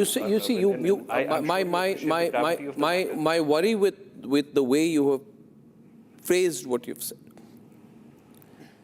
is that I can also present 4 counter arguments to you, and then I'll let Chandar Mohan Gupta respond to you and Ankur Sharma respond to you. The debate is between you. You see, you cannot take 4 individual statements to build a narrative. One can equally say in this country we have seen 2 people, hold cleavers in their hands, take a video of themselves and cut a man, decapitate him. We have seen in this country people doing Sar Tan Se Juda on the streets repeatedly. We have seen in this country statements that you remove the police for 15 minutes, then we'll show you who's 80%, who's 15%. And these statements are not made by fringe people. These are made by people who are participants in democracy who make it a fashion to say Jai Philistine but will not say Vande Mataram. So if I were to take those 4 examples to build a narrative that there are people who are anti-national, then you would say, no, that's trivializing it. If I were to say that Hindus are being targeted, right, and there is Hindu phobia, then you wouldn't like it. This is also the same country where people still justify the massacre of Kashmiri Pandits or are not willing to come to terms with it. Or are not willing to come to terms with it. To that limited extent. Junaid, to that limited extent. No, I would. To that limited extent, if I were to add a narrative, allow me to just complete my point. Allow me to just complete my point. If I were to say these are countless cases of targeting of Hindus and Hindus are being targeted in this country, then you would say, no, you are building an argument, a fake argument of Hindu phobia. I'm saying we must desist from this. See, this is one man who I'm told was inebriated, drunk, who had a gun. He's not a representative of Hindus. He said, I've done it on my own. This is his view. Nobody said. Can I get Chandar Mohan Gupta to respond to you before you come back to it? No, he is not. Chandar Mohan Gupta, the argument Junaid makes is that nobody said that. Of course he is. He is a drunk man who's tried to shoot Farooq Abdullah. I don't know why a counter narrative is to be built in any way, but I'll get Chandar Mohan Gupta to give the contrary point of view. Chandar Mohan ji. पहली बात तो ये है कि मैं माता वैष्णो देवी के चरणों में बैठे हुए सबसे पहले यही कि डॉक्टर फ़ारूक अब्दुल्ला जो बड़े भारी वैष्णो देवी के भक्त हैं, बावे वाली माता के भक्त हैं, और कोई नुकसान ना हुआ, ये सबसे पहले मैं माता रानी का बड़ा आभारी हूँ। और जहाँ तक बात हमारे भाई मट्टू साहब कर रहे हैं नरेटिव की, और इस कश्मीर के अंदर जहाँ से वो हैं वहाँ क्या क्या नहीं हुआ, माइग्रेंट 36 साल से हो गया। अगर ये बात कर रहे थे शाल वाले की, स्कूल वालों की, स्टूडेंट्स की, तो इस कश्मीर से कितना हिंदू किस तरह मार के भगा कर किस तरह काट के किस तरह निकाला गया। जब पूरे देश की अगर हम बात करें तो कहाँ से ऐसे काम नहीं हो रहे हैं, लेकिन हम उस तरफ नहीं जाते हुए यही बात कहेंगे कि डॉक्टर साहब के ऊपर वाले ने, ईश्वर ने, भगवान ने, जो अल्लाह ताला ने जान बचाई है उनकी, जो नहीं तो क्या हालात होते, कैसा होता ये है। बाकी ये अब जो मामला है ये अब पुलिस के पास है, सब जस्टिस है, जो भी अगला उसके ऊपर इंक्वायरी होगी। हम चाहते हैं कि अच्छी इंक्वायरी हो, उसका पता चले कि वो जो आदमी था जिसने जो अपने आप को वो कह रहा है कि मैंने खुद किया, ये उसके पास गन थी, वो अंदर आया, तो ये बात की बातें हैं। लेकिन सबसे पहली बात ये है कि जो डॉक्टर साहब जो उनके साथ जो 2-3 साथी गए थे, हमारे डिप्टी सीएम गए थे, या नासिर वानी साहब थे, या और कोई वीआईपीज़ थे, उनकी सुरक्षा जो है वो हमारे सिक्योरिटी फोर्सेस जो उनके बॉडी गार्ड थे उन्होंने उनको कैसे एक्टिव करके बचाया, ये बहुत बड़ी बात है। आने वाले समय में हम चाहेंगे कोई ऐसी वारदात ना हो, डॉक्टर साहब और आगे जिए, 100 साल पार करें। हो सकता है उनके कोई मन में कोई बंदे जो जिसने ये गन फायर किया, कोई रिवेंज हो या क्या है, नहीं, ये बात की बातें हैं। लेकिन जो हमारा जम्मू कश्मीर के अंदर जो 36 साल से पिछला हमारे लोगों ने भुगता है, विशेषकर कश्मीर के अंदर, चाहे वो टूरिस्ट है, चाहे वो अमरनाथ यात्री है, चाहे वो पहलगाम का अटैक कह लूँगा, चाहे और पुलवामा का अटैक कह लें, ये हमारे मट्टू साहब बेटर जानते हैं। उसके ऊपर इन्होंने बात करनी चाहिए। जो भी कोई गलत काम हो, चाहे स्टूडेंट्स के साथ हुआ है या शाल वाले के साथ हुआ है, हम उसकी भी निंदा करते हैं। लेकिन आने वाले समय में हम जब से 11 साल से नरेंद्र भाई मोदी की सरकार इस देश में चल रही है, मैं चाहता था, एक समय था यहाँ कश्मीर के अंदर, जम्मू के अंदर, कहाँ हर रात मंदिर में, रेजेंसी रोड में, बस स्टैंड में, कश्मीर हर जगह बम भी बम फटते थे। और 11 साल से डे बाय डे ये स्थिति जो है, चाहे वो ठीक हो रही है। चंद्रमोहन जी, मुझे क्यों बुरा लग रहा है कि जुनैद ने जो बात कही है, कि मुझे लग रहा है, और मैं अंकुर जी को कहूँगा वो सामने आए और उनकी बात रखें, उसके बाद आई गो बैक टू जुनैद, कि एक बहुत बड़ी जनरलाइजेशन जुनैद मट्टू ने कर दी है। उन्होंने बोला है कि ये व्यक्ति विशेष जो 63 ईयर ओल्ड 63 साल के एक, कहा गया ये शराब के नशे में थे वो, और उन्होंने ये क्या, ये कह रहे हैं ये रिप्रेजेंटेटिव है भारत के। मैं कह रहा हूँ नहीं है, जैसे जिन्होंने मैंने ऐसा जिन्होंने सर तन से जुदा कहा, वो भारत के रिप्रेजेंटेटिव नहीं है, वो भी नहीं है, वो भी नहीं है, वो भी नहीं है। और आप कहते हैं नहीं, आप देखिए, वन मिनट, वो है ना ये है। नहीं, और एक बात आपको कहूं मैं उसके बाद। देखिए अंकुर जी, आज ये कह रहे हैं गो टू ईरान लोग बोल रहे हैं, ये नहीं कहेंगे जुनैद जी कि नरेंद्र मोदी जी की सरकार ने कितने कश्मीरी स्टूडेंट्स को वापस लिया ईरान से सुरक्षित, और जहां जहां मिडिल ईस्ट में जितने जगह प्रभावित हैं, कितने लोग वापस आए, उसमें से कितने कश्मीर के लोग थे, कितने हिंदू थे या कितने मुसलमान थे, सब भारतीय थे। कभी क्या मोदी सरकार ने कहा हम कश्मीरी स्टूडेंट्स को वापस नहीं लाएंगे? तो मुझे लगता है आप वन साइडेड स्टोरी दे रहे हैं जुनैद जी, और पता नहीं क्यों दे रहे हैं। और ये एक आइसोलेटेड इंडिविजुअल इंस्टेंस है।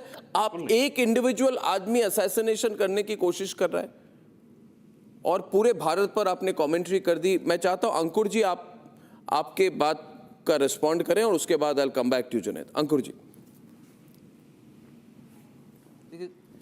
जी, thank you. First of all, as a BJP spokesperson, I would like to say the differences in ideology or politics can never justify attempts on someone's life. Any violence against a political leader, I agree, or anybody is an attack on democratic institutions, completely, an attack on democracy. So in no unequivocal terms, we condemn as a party, as a representative, as a spokesperson of the party, we BJP condemns this attack in the strongest possible terms. But having said that, it is not a time when you should be trying to once again play a victim card by building a narrative which has no foundation of its own in the given circumstances. And when you do so, and in fact that has been the modus operandi of the tribe, which is being now represented here through Mr. Mattu, in the sense that Muslim victimhood is something which is now paradigmal. It has taken a paradigmal, thing to always play. He talked about othering of the Muslims. Yeah. In fact, Jammu and Kashmir is a state which is a textbook example of the Hindu genocide, the continuous, uninterrupted, constant genocide of Hindus. And othering is one of the stages in this process of genocide. So this is not the time when we should be talking about, playing the victim card or blame game, etc. Now is the time to stand united against violence. Violence is unacceptable. It's an attack on democracy. Violence has no place in a civilized society. So I think we should more be talking about as to how we can prevent violence in the society. We should be talking about the protocols that need to be put in place so that incidents like this do not reoccur, never happen. In fact, but is it not a concern at the same time? I'll get Junaid to respond. By citing, is it not a concern today? He's a Z category. NSG security classification is among the highest tiers of security. NSG Z category cover. There were no local police present at the venue. Is that not a failure? If you see the video there, I don't know if I saw the video, Ankur and Junaid. No, absolutely. He just, the security person is not even attempting to block. He comes in with a gun, and the security person around him is not even making an attempt to stop him from coming close and reacts only after he's fired the shot. I don't know. I mean, this could have been fatal, Ankur. On yes, that, I mean, the protocols need to be redefined and accountability has to be fixed. Absolutely correct. No politics on this. Accountability needs to be fixed. Security protocols have to be reviewed. And what is the role of local police? What is the local? The role of the bodyguards that were surrounding the VVIP protectee? That has to be looked into. This is not something that can be brushed aside. We cannot be taking sides on this. Accountability has to be fixed. Protocols have to be reviewed. And whatever are the lapses or have been the lapses have to be plugged. It is not about Mr. Farooq Abdullah only. It is about our democracy. No, it is about a civilized society. It is about the polity. And I think...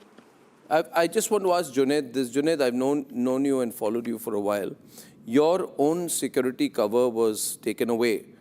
You had Z category security cover. It was taken away about 8 days before this attack. Is that one of the reasons? You said this is a measure aimed at silencing me. You're trying to say withdrawal of security cover is political. I still continue. No, but I still continue to be a Z category protectee. but without any security. And this has been done to me twice in the last 2 or 3 years. What do you mean you are a Z category security without? Whenever there is a political. What do you mean? What do you mean Z category? My security has been withdrawn arbitrarily. I am still a Z category protectee on paper by the State Security Review and Coordination Committee. But my security was lifted within a matter of 15 minutes on the 3rd of March because of my statements, nothing to do with India's internal politics, but against the US and Israeli invasion, in Iran. It was attributed that I had shared some video, which factually I hadn't, others had. I never shared any video. But I don't want to make it about myself.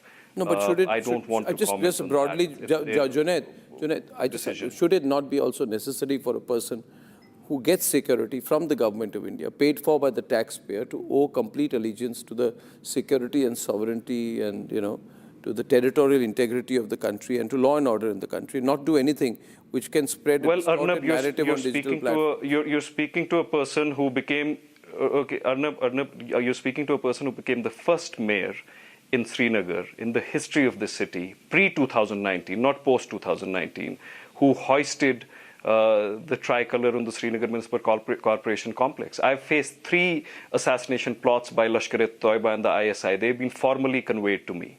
The threat intercept that entitled me to a Z category security is the same threat intercept and input for Mr. Altaf Bukhari and another BJP leader. They still have that security. So in the course of my politics, if you expect that everything I say should be palatable to the powers that be, and if it is not palatable, I will be left to die, I would be equally extremely surprised that even you are not you don't stand in opposition to that being done. But that's fine. I mean, life and death is in the hands of the Almighty. That's completely okay. Till the 3rd of March, I was a Z category protectee. On the 4th of the March, all my security was withdrawn because somebody didn't like what I said. And no formal proclamation or review was done. It was arbitrary. But as I said, with all humility at my command, I don't want to make it about myself. I want to state 2 or 3 things. Please hear me out, Arnab. One, I never said that this gentleman was a representative of any religion or the idea of India. To the contrary, I have said that he is an affront to the idea of India. He is an insult to the idea of India. I have never said that this person... But he's an individual. A section. He's an individual. He's not part of an organization. He does not have a political handler. But he's not of a financier. There's a larger organization behind. When that is being so he's a madman. He's a madman who's Arnab, that is still that is still being probed. He has some connections. No. He has some connections with the right wing. That is being probed. He leads some Jagran Manch. He has some connections in Jammu with the right wing. Very general connections with the right. And people know about it. But I don't want to make it about that. No, but I don't. But Arnab, please, I have please no allow problem me with your other points. I'm just saying that.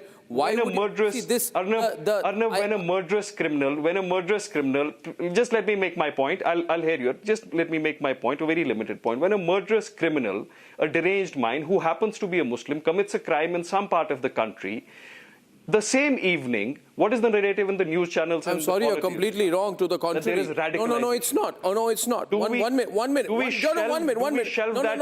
Junaid, that is completely wrong. If you were to look at the narrative, each time that individual is treated like an individual, even terrorism is not called Islamic terrorism. It's radicalized Islamists who do that. We always draw a line. And one point on security, I'm totally with you, but this government gives security to even Subramaniam Swamy. This government even gives security to all the opposition leaders. So that may not be true. However, I do agree with you. This is a very concerning incident.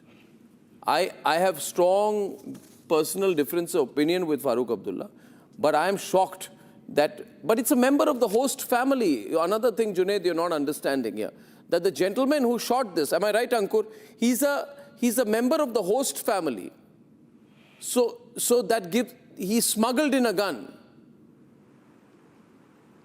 जहाँ पे शादी हो रही थी जिसका reception उन्हीं के परिवार से लिंक्ड है, I am told. Arnab, I agree. I agree. That's correct. In fact, Arnab, please he has trust confessed me. it on the camera. He has confessed it on the camera Governor of that JNK he happens to be attending one the of the wedding. cousins of the family. There would have been access control. Which had organized this function. No, there should have been better access control, no doubt. It doesn't about mean it. anything. There Mr. should be Ankur, better that doesn't access mean anything. control, but it's terrible what has That happened. But doesn't mean anyway, Junaid, it's good to talk to you after a long time. Chandar Mohanji, Ankur Sharma ji, at least we could have a conversation on this. It's very important. And everybody has a right to protest in our country. There's no problem as long as it doesn't touch law and order. Thank you very much. Gentlemen, bahut dhanyawad. Thank you. Ladies and gentlemen, why I believe that this LPG crisis cannot be fought by the government alone and why it needs you. Why it needs you to step in when we are back. Time for a quick breather.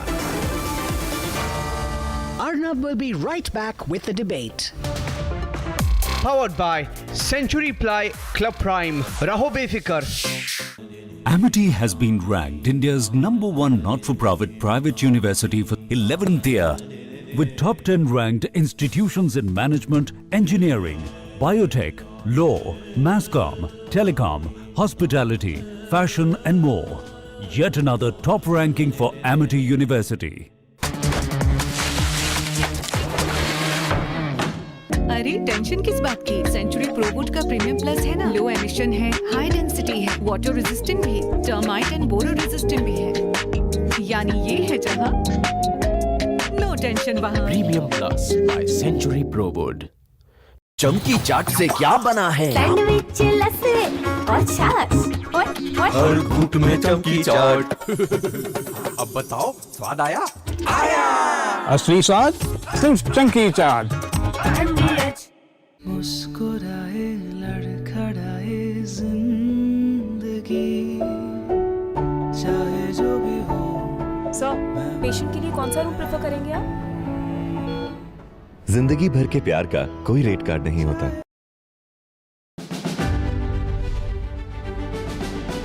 When we build our navy, we've got four definite roles that our navy is looking at.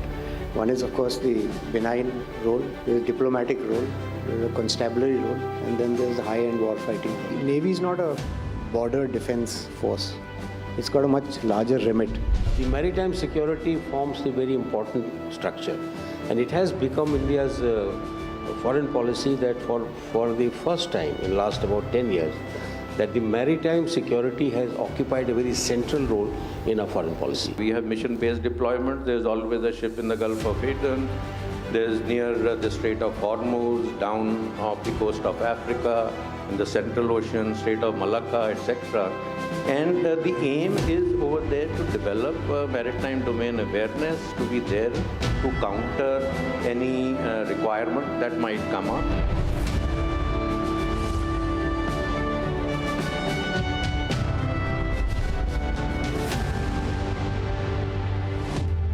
Powered by Century Ply Club Prime. Raho befikar. Amity has been ranked India's #1 not-for-profit private university for 11th year, with top 10 ranked institutions in management, engineering, biotech, law, masscom, telecom, hospitality, fashion and more.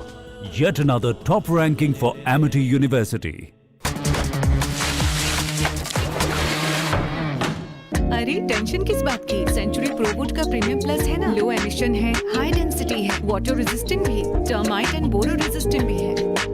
यानी ये है जहां no tension वहां। Premium plus by Century Prowood. प्यास बुझाए, ठंडक लाए, सबको भाए जीरा सिम। MDH का जलजीरा जीरा सिम। जीरा सिर्फ असली रिफ्रेशिंग, असली स्वाद। India debates LPG. Opposition raises abstain. India finds solutions. Opposition loses plot. No LPG panic. The political face-off on LPG. Debating tonight at 9 p.m.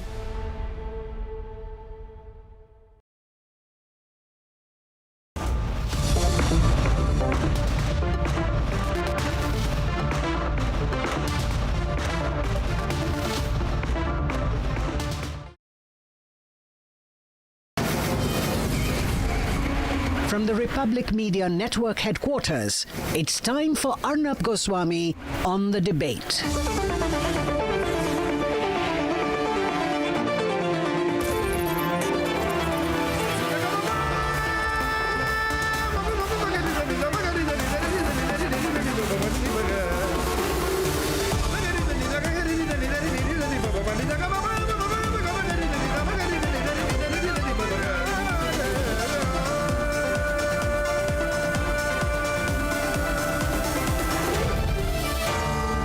Arnab Goswami on the debate.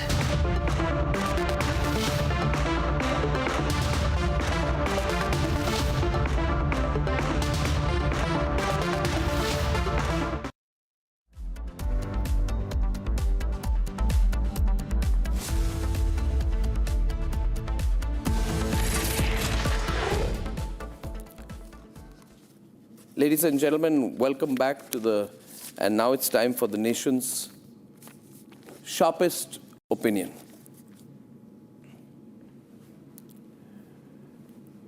Rahul Gandhi came and did what he does best. He said that everything's going to be finished. According to Rahul Gandhi, ladies and gentlemen, there is widespread panic in the country. And he said that with a sense of personal relish. According to Rahul Gandhi, there is widespread panic across the length and breadth of India today over LPG. Look at the level of exaggeration. Not saying that there is some concern, not saying the government is handling the situation, but according to Rahul Gandhi, ladies and gentlemen, there is widespread panic in the country. And he said then, with a half smile on his face, he said, this is just the beginning. Things are going to get much worse according to Rahul Gandhi. Ladies and gentlemen, let's not forget what Rahul Gandhi said during COVID-19. He said, a Jumla version of the vaccine story will not save lives, actual vaccination will. And then he said, a tsunami is coming. He said, a tsunami is coming.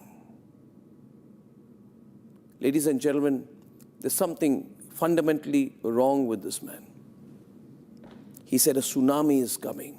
There'll be 4 waves, 5 waves, 10 waves, tsunami, lots of people will die. What happened? Yes, people died, but our vaccination strategy saved lives. And then this man, Rahul Gandhi, went away and he said nothing. Ladies and gentlemen, Rahul Gandhi even questioned India on Covaxin and the permission given to Bharat Biotech, which eventually became the biggest success story in the country and helped us fight COVID-19.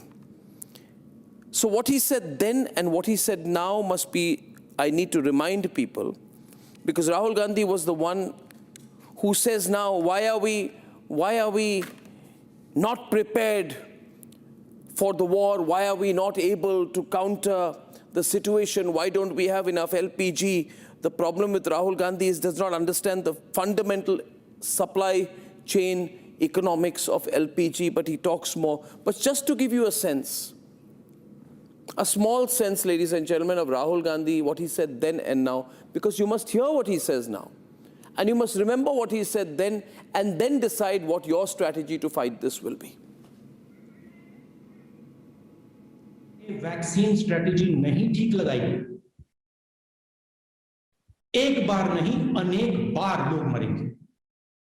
एक wave नहीं आएगी, 2 wave नहीं आएगी, 3 wave नहीं आएगी, 4 wave नहीं आएगी, आती जाएंगी, क्योंकि वायरस अडैप्ट करता है। The central artery from where 20% of the global oil flows, Strait of Hormuz, has been closed.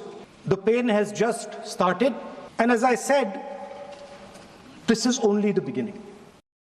So, ladies and gentlemen, I've shown you what he said then and what he said now. This man has a fundamental problem. Whenever he feels there's a little bit of a crisis coming up, he comes and says, we'll all be over. 1 wave, 2 wave, 3 wave, 4 waves, we'll all be over. Now he's saying LPG will be over. There'll be widespread panic in the country. Ladies and gentlemen,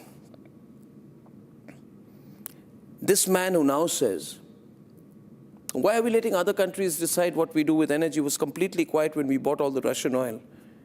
And when we went and defied America, when we said to America, we'll do exactly what we want. We said that then, and we did so now. At that point of time, I want to ask Rahul Gandhi, where was he? No, he was in the United States of America. He went and met Ilhan Omar, who interfered in our democracy, a pro-Pakistani person, an anti-India person. And he went and met people like her, and he said to the West, interfere in Indian democracy. Interfere. Why is the West quiet? Interfere in India.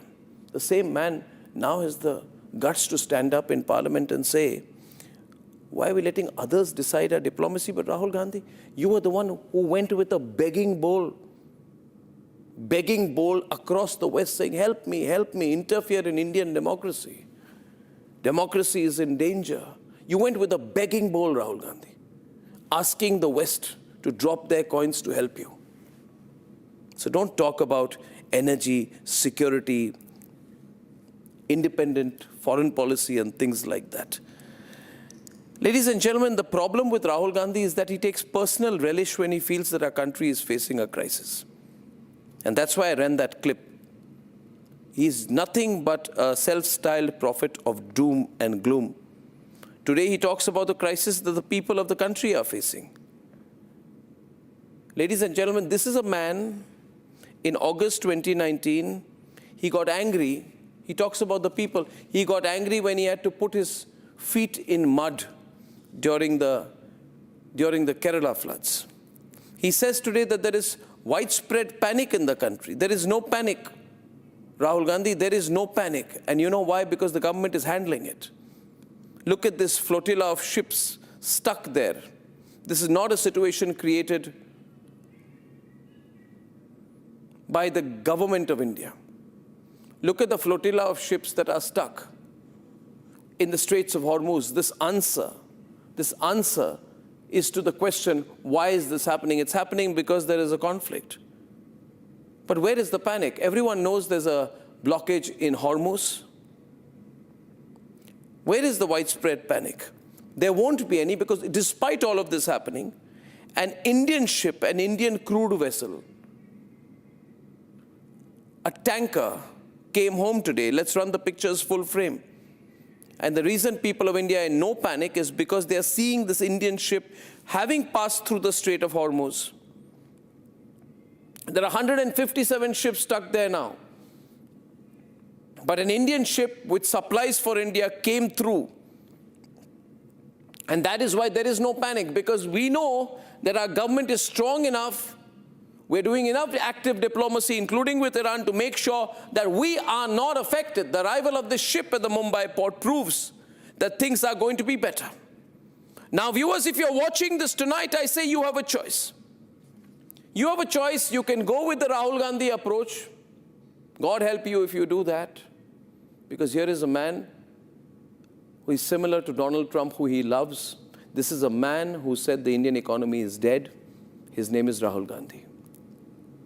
This is a man who says India is not a nation.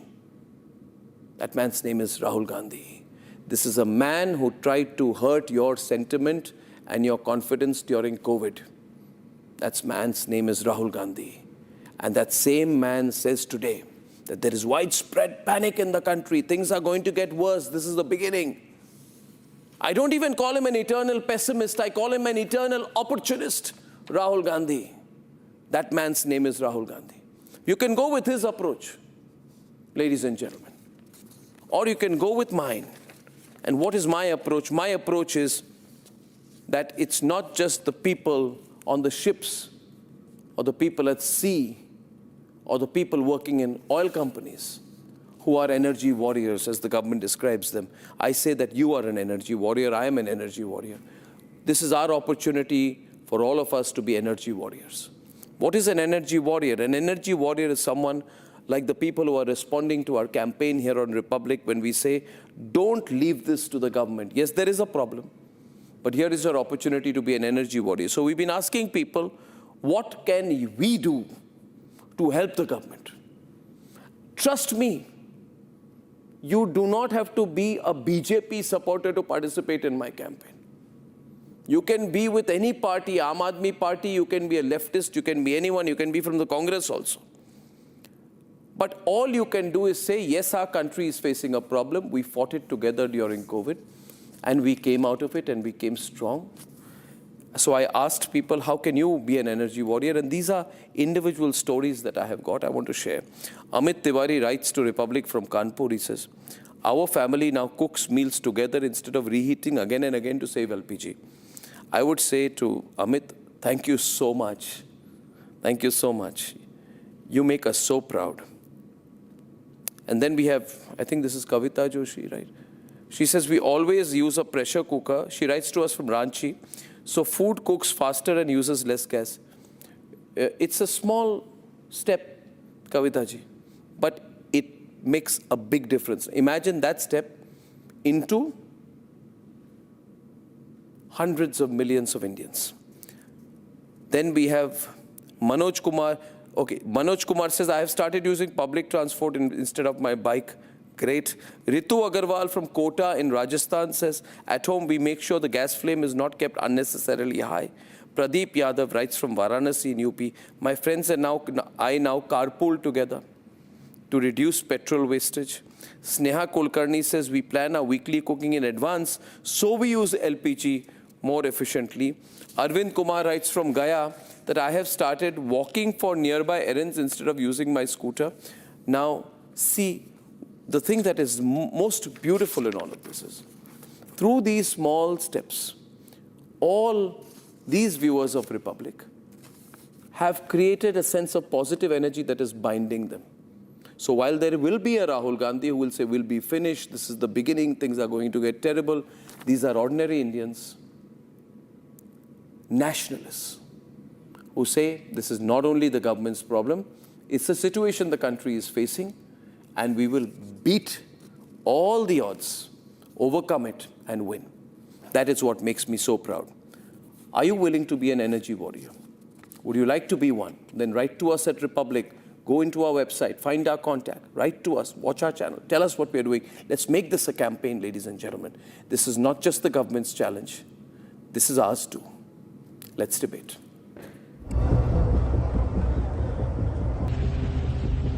This is the video of a US-linked tanker that was hit by the Iranian Navy in the Persian Gulf. An Indian was killed in this attack on Safe Sea Vishnu. And this, a video from the Salalah port as a drone struck the oil storage facilities in Oman. The target is oil, and the world is scrambling to deal with an energy crisis. And when the first ship came in from Saudi to Mumbai, it signaled hope. The ship, which was carrying more than 1 lakh metric tons of crude oil, has now reached the Mumbai port.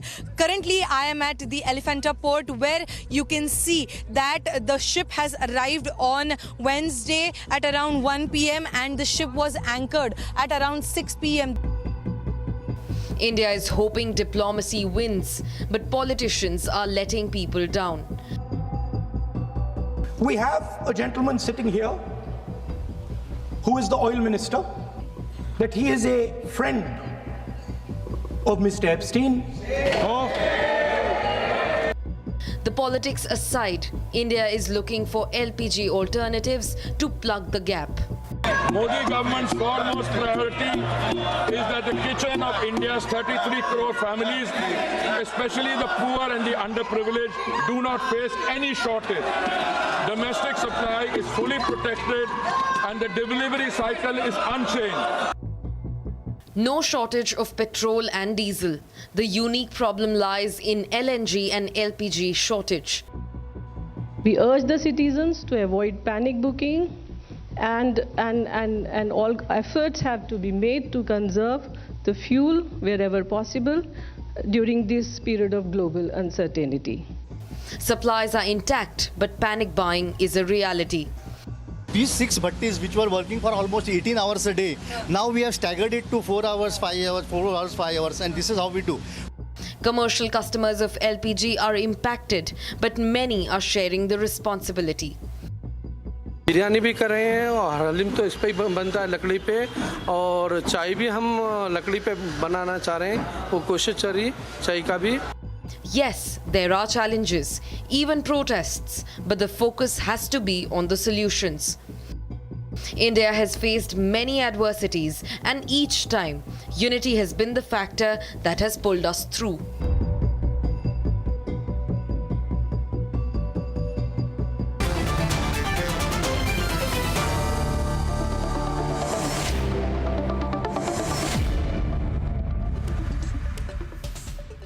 Now, viewers, thank you very much for being an energy warrior tonight. And, you know, I don't know if Santosh Mehrotra or Faizan Kidwai or Piyush Joshi are energy warriors.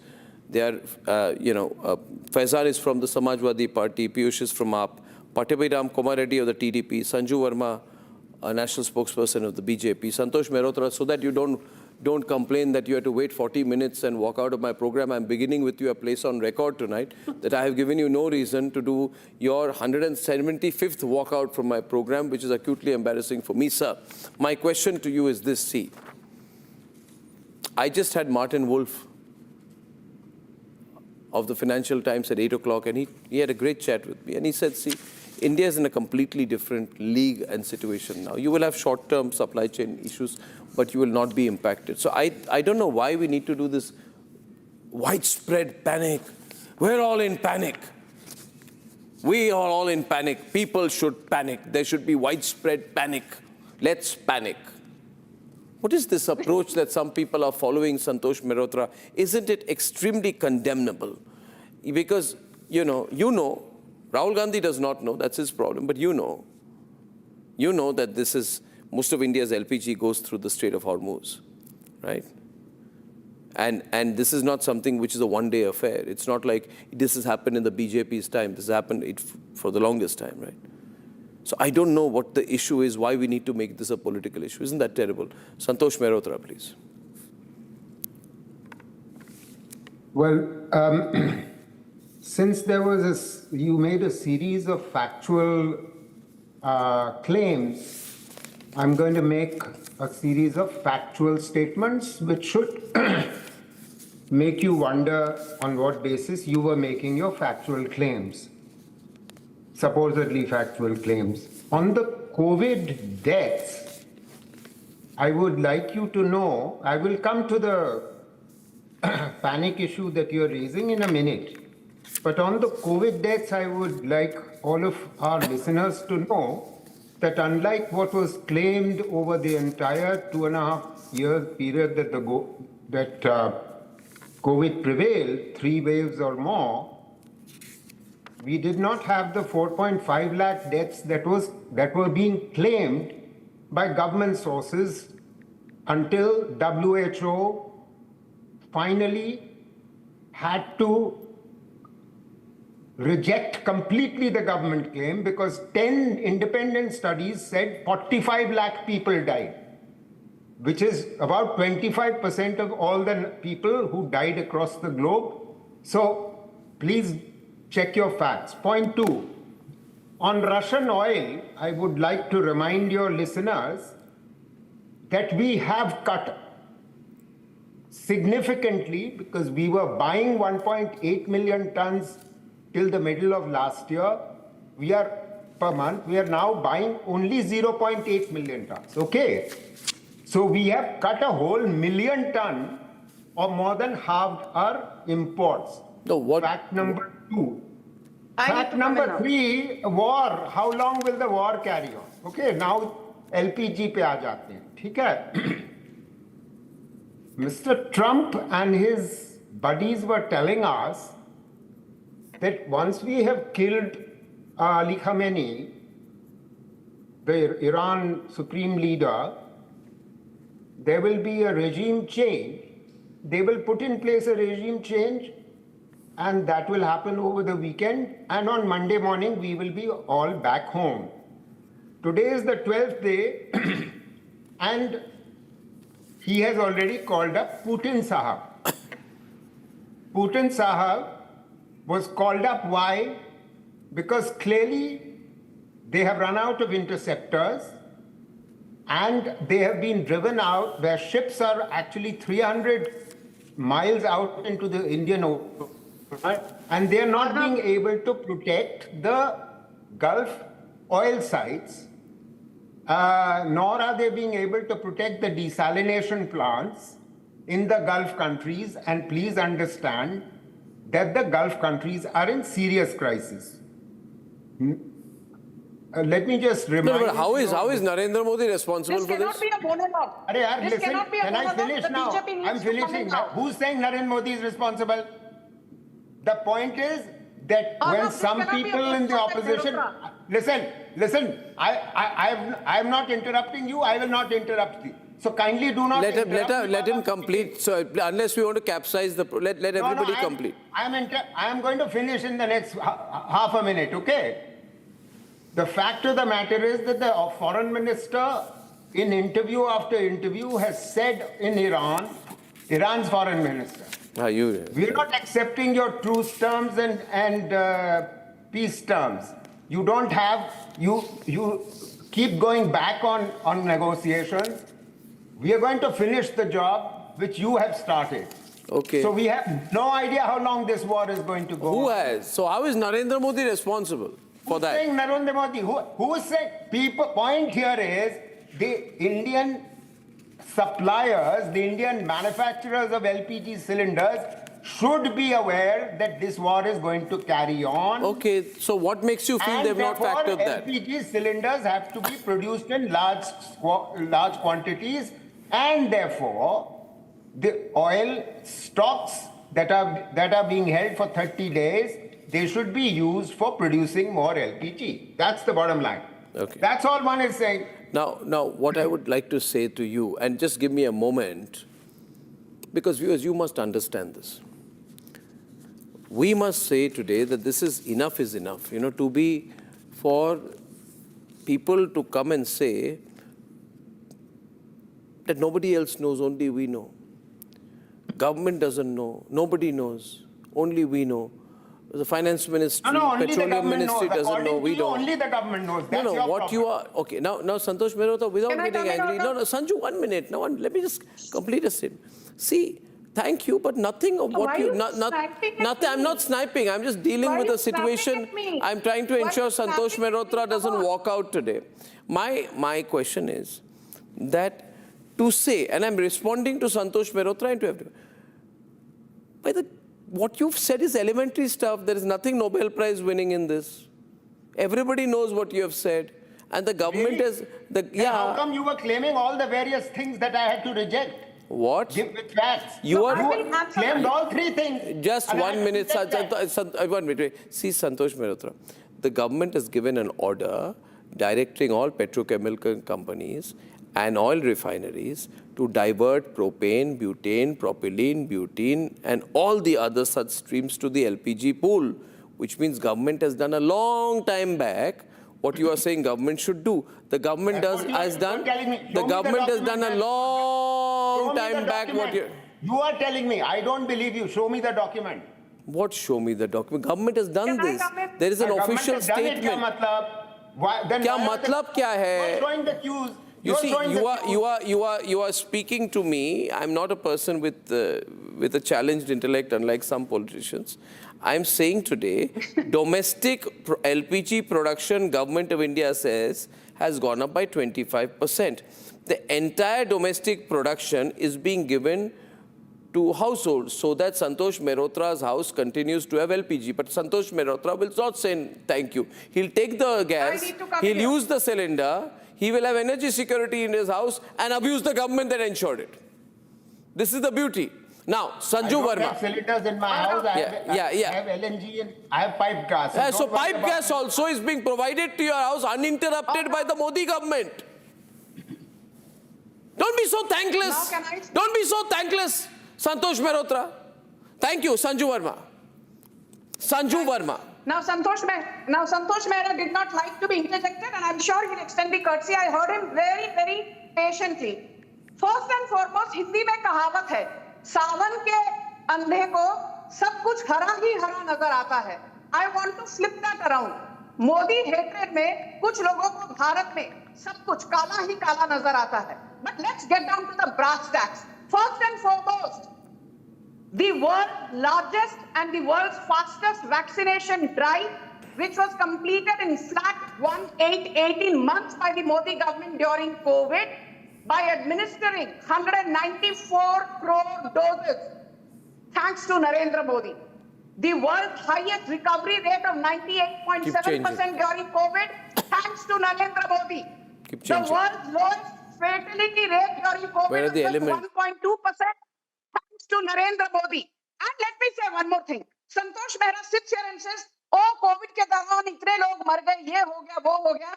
I would like to remind Mr. Mehrotra, since he's always batting for the other side, this is the same Rahul Gandhi who said, मुझे vaccine नहीं लगानी, ये तो मोदी की vaccine है. And then Akhilesh Yadav said, मुझे vaccine नहीं लगानी, ये तो बीजेपी की वैक्सीन है. Arvind Kejriwal said, मुझसे ना हो पाएगा जी. He simply threw in the towel. Narendra Modi and Amit Shah had to step in to ensure Delhi did not go down the tube. And I keep visiting, the US, Europe, what have you. My friends in the US tell me that in United States of America during peak COVID, shelves were empty. There was no baby food. Shelves were empty. There were no sanitary napkins for women. Shelves were empty. There was no tissue paper, which is a big essential for Americans. So don't sit here and lecture the Modi government. But I will come down to LPG and petrol and diesel and the brass tacks. First and foremost, we continue to import more than 10 lakh barrels a day of crude oil from Russia. So has India stopped importing crude from Russia under so-called imaginary threats from Trump, which is what the Darbari ecosystem would like us to believe? Ji nahi. The second and most important point, have we diversified our crude and LNG purchases? Yes. We do not simply import from the Middle East now or not, but Hardeep Puri and many others from Modi government are on record saying we now import. Can I please finish or not? Wait, now means what? We now means what? No, we now means what? Till, let me finish. Why till now have you been dependent on the Middle East? We now won't means what? Finish? No, you're saying we now won't. Why did you not make yourself more diverse in your sources of energy earlier? I'm coming to that, no. Why a wake-up call now? You're in the mood of snapping at me. Please stop snapping at me. Please don't play the victim card. I am the last person to play victim card. Please, abhi main zyada kuch bolungi, you will say, Sanju, stop being aggressive.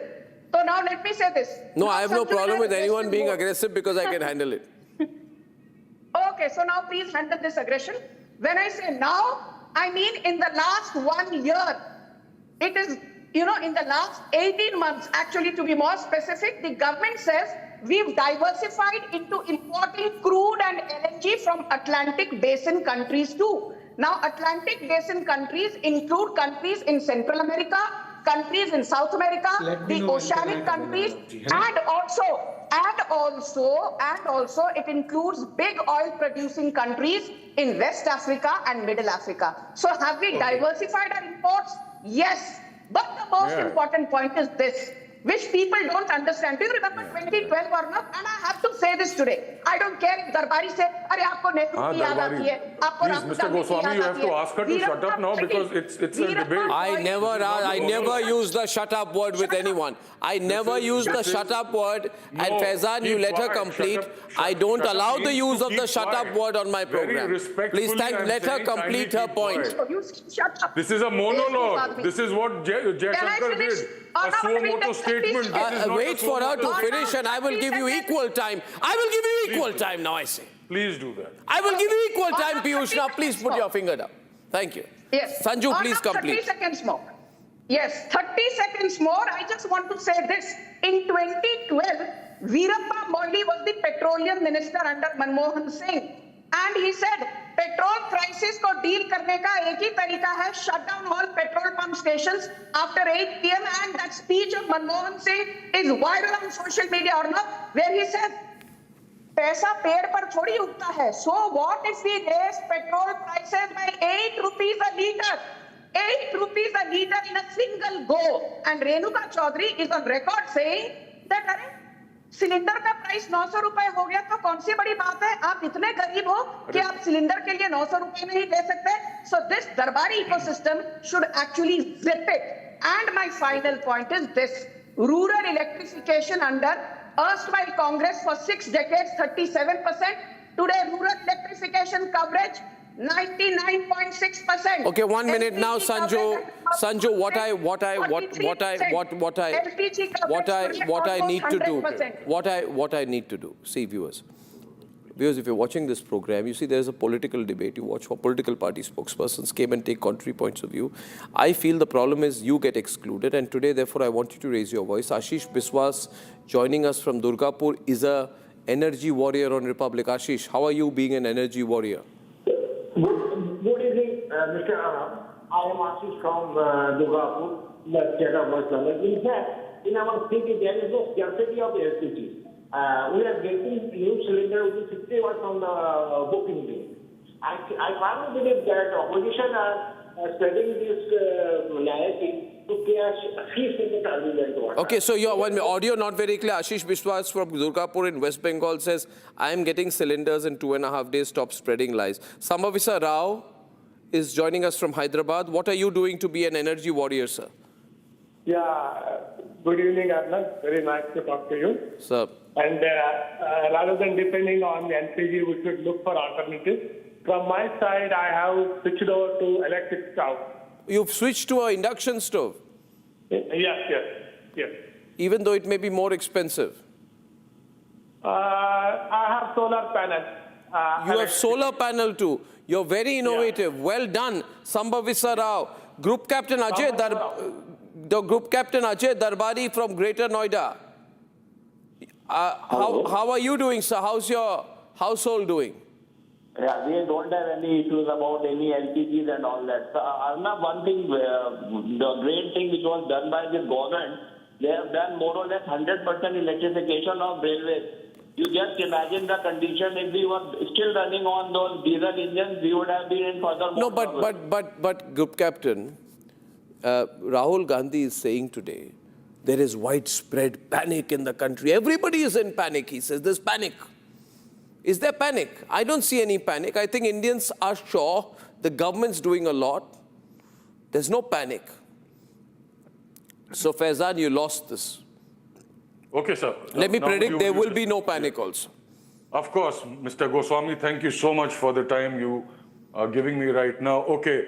See, Mr. Goswami, the fact of the matter is that when a leader wants an escapist attitude because of the mess he has and the chaos he has created because of his own incompetence, then it is called escapist politics. And furthermore, what is more pathetic, when he shifts the burden of solution on the innocent citizens, that is very unfortunate, and such leader cannot be called a leader. He's called a propagandist and an escapist. This is what the present Prime Minister is. This is what the present government is.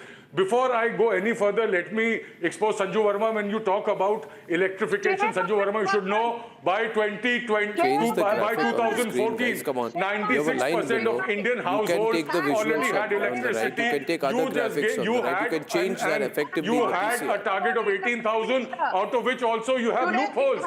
You call a household, a village completely electrified if only 10% of the people also get electricity. Only 10% of people, if they also have electricity, you say 100% electrification ho gaya hai. And this Ujjwala scheme, you give only 4 cylinders when the requirement is 9 to 12 cylinders. So your farzi gyan apne paas rakhiega. As far as Mr. Goswami, you have to ask her to kindly keep quiet. I didn't speak while she was. Yeah, you said kindly keep quiet. You didn't say shut up, so I'll allow it. Sanju, kindly keep quiet. Let him speak. The audio gets very disturbing and very concerning. And very worrying. Please. Thank you very much. And Faizan, you and I said even Faizan, you also know. Just listen. It is about 9:35. People have had dinner or have had dinner. After my program, they may want to go to sleep. You can make your voice a little less booming. Make it pleasant like mine. Right, I'll do that. Thank you. I'll do that. This is what I like the most on your show, Mr. Goswami. Nobody shouting. But at least I request Sanju Verma ji, please give me an uninterrupted time and you kindly rebut me later on. Thank you so much, madam. Thank you so much, sir. Thank you, everybody. Okay. So, Mr. Goswami, you said... You were very rude to me. Again, Sanju, you started. There was no need for you to start. You said shut up. Okay. He said, and I said, I will expunge the word shut up. Yes, madam, you have said a lot of good things to me earlier. I don't want to get into that. Okay, I still apologize. I still apologize. I have tremendous respect for everybody sitting here. Apologize. Okay. I did. Okay, thank you. She's gone. Okay, Mr. Goswami, you said Rahul Gandhi is spreading panic for no reason. Sir, let me just tell you that the LPG prices have shot from by rupees 60 and 115 for domestic and commercial respectively. Apart from this, the consumers have been hit by a double whammy because there's a surge in black marketing. Now many individuals are selling cylinders for 2,000 plus and the citizens have no option. Several restaurants are shutting down. 170 plus ceramic and tile industries in Gujarat have shut down, which jeopardizes the livelihood of 4 lakh plus laborers. Industry insiders say further 600 will close shop very soon because there's unavailability of gas, sir. And when Mr. Modi talks about Atmanirbhar Bharat, sir, I have this data which is from Petroleum Planning and Analysis, PPAC, which says that in 2014, India imported 77.6% of crude oil. Today, a staggering 88.6%. Crude oil production was 37.8 million tons. Today, an abysmal 28 million now metric you're tons, going a drop off of syllabus. 26%. Listen to me. So, may I, sir? No, you may not submit. No, you wait a minute. Wait a minute. Just wait. Just wait a minute. You can't be like that. You can't be like the class 10 students who ratified the whole book and regardless of the question will read the book. Please don't do this. No, Faizan, you stop doing this. You stop doing this. No, you don't do this. I asked, you're going off syllabus. My question is, viewers, I have Rajat from Panchkula who will save me from Faizan this evening. Rajat from Panchkula is an energy warrior. I implore the opposition to become energy warriors. Rajat, hi Rajat. Hi Arnab. Tell us your story. What are you doing? Yeah, hi Arnab. Good evening. So I am using the alternate appliances going on the electric induction. But on the broader side, I want to make one point. I think we should now, it's high time we should see a 56-inch chest. Our Prime Minister should stand up against America. America is dictating terms to India. वो बोलते हैं कि आप इतना ले लो तो आप इतना रशिया से ले सकते हो. So we have to behave as a nation and we should stand against America. I think it's high time we should see 56-inch test, which we are hearing for a long time. Rajat, let Sanju respond to you on that. Sanju. Thank you. You know, Rajat, since you're a esteemed audience and somebody who we all respect because Arnab termed you an energy warrior, I will just say this. 56 inch का सीना है नरेंद्र मोदी जी का, इसलिए he is the only prime minister who can speak to a Benjamin Netanyahu. He can speak to his counterparts in UAE, Saudi Arabia, Bahrain, Qatar, Jordan, Kuwait, Oman. And 56 inch का सीना है, इसलिए Israel के अलावा Iran has now allowed Indian oil tankers to pass through the Strait of Hormuz. I named Israel and Iran in the same breath because we know that the two are at loggerheads with each other. And let me tell you one more thing. Russian तेल खरीदना भारत ने बंद कर दिया है. That is such a lie because India imported more than 10 million barrels a day at the rate of more than 10 million barrels a day in the month of January 2026 alone. और 56 inch का सीना है, इसलिए the world's fastest vaccination drive Covid के दौरान हुई थी जब अच्छे देशों ने घुटने टेक दिए थे. No, 1 minute. Just 1 minute. 56 inch का सीना है. Just one. Allow me to come in, 258 MMTPA of refining capacity. We have 8 weeks of and we have 260 million she can't lie on national television. Okay, just one question here. Just one question. I'm getting Piyushin and Pattabhiram Komareddy also in. See, it is my duty to say that there is a priority list the government has put out. We must support the priority list.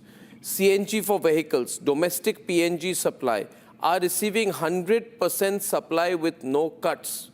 Domestic households are getting 100% supply with no cuts. Domestic LPG production has been increased by 25%. We are importing 60% of LPG. Out of this, 90% is coming through the Strait of Hormuz. Hormuz has been majorly impacted, so we've been impacted. Yeah. Now, Piyush, what's your complaint? Piyush. There's no complaint, I was wondering that now in this country, everything has to be about war and warriors, even though we are not in a state of war.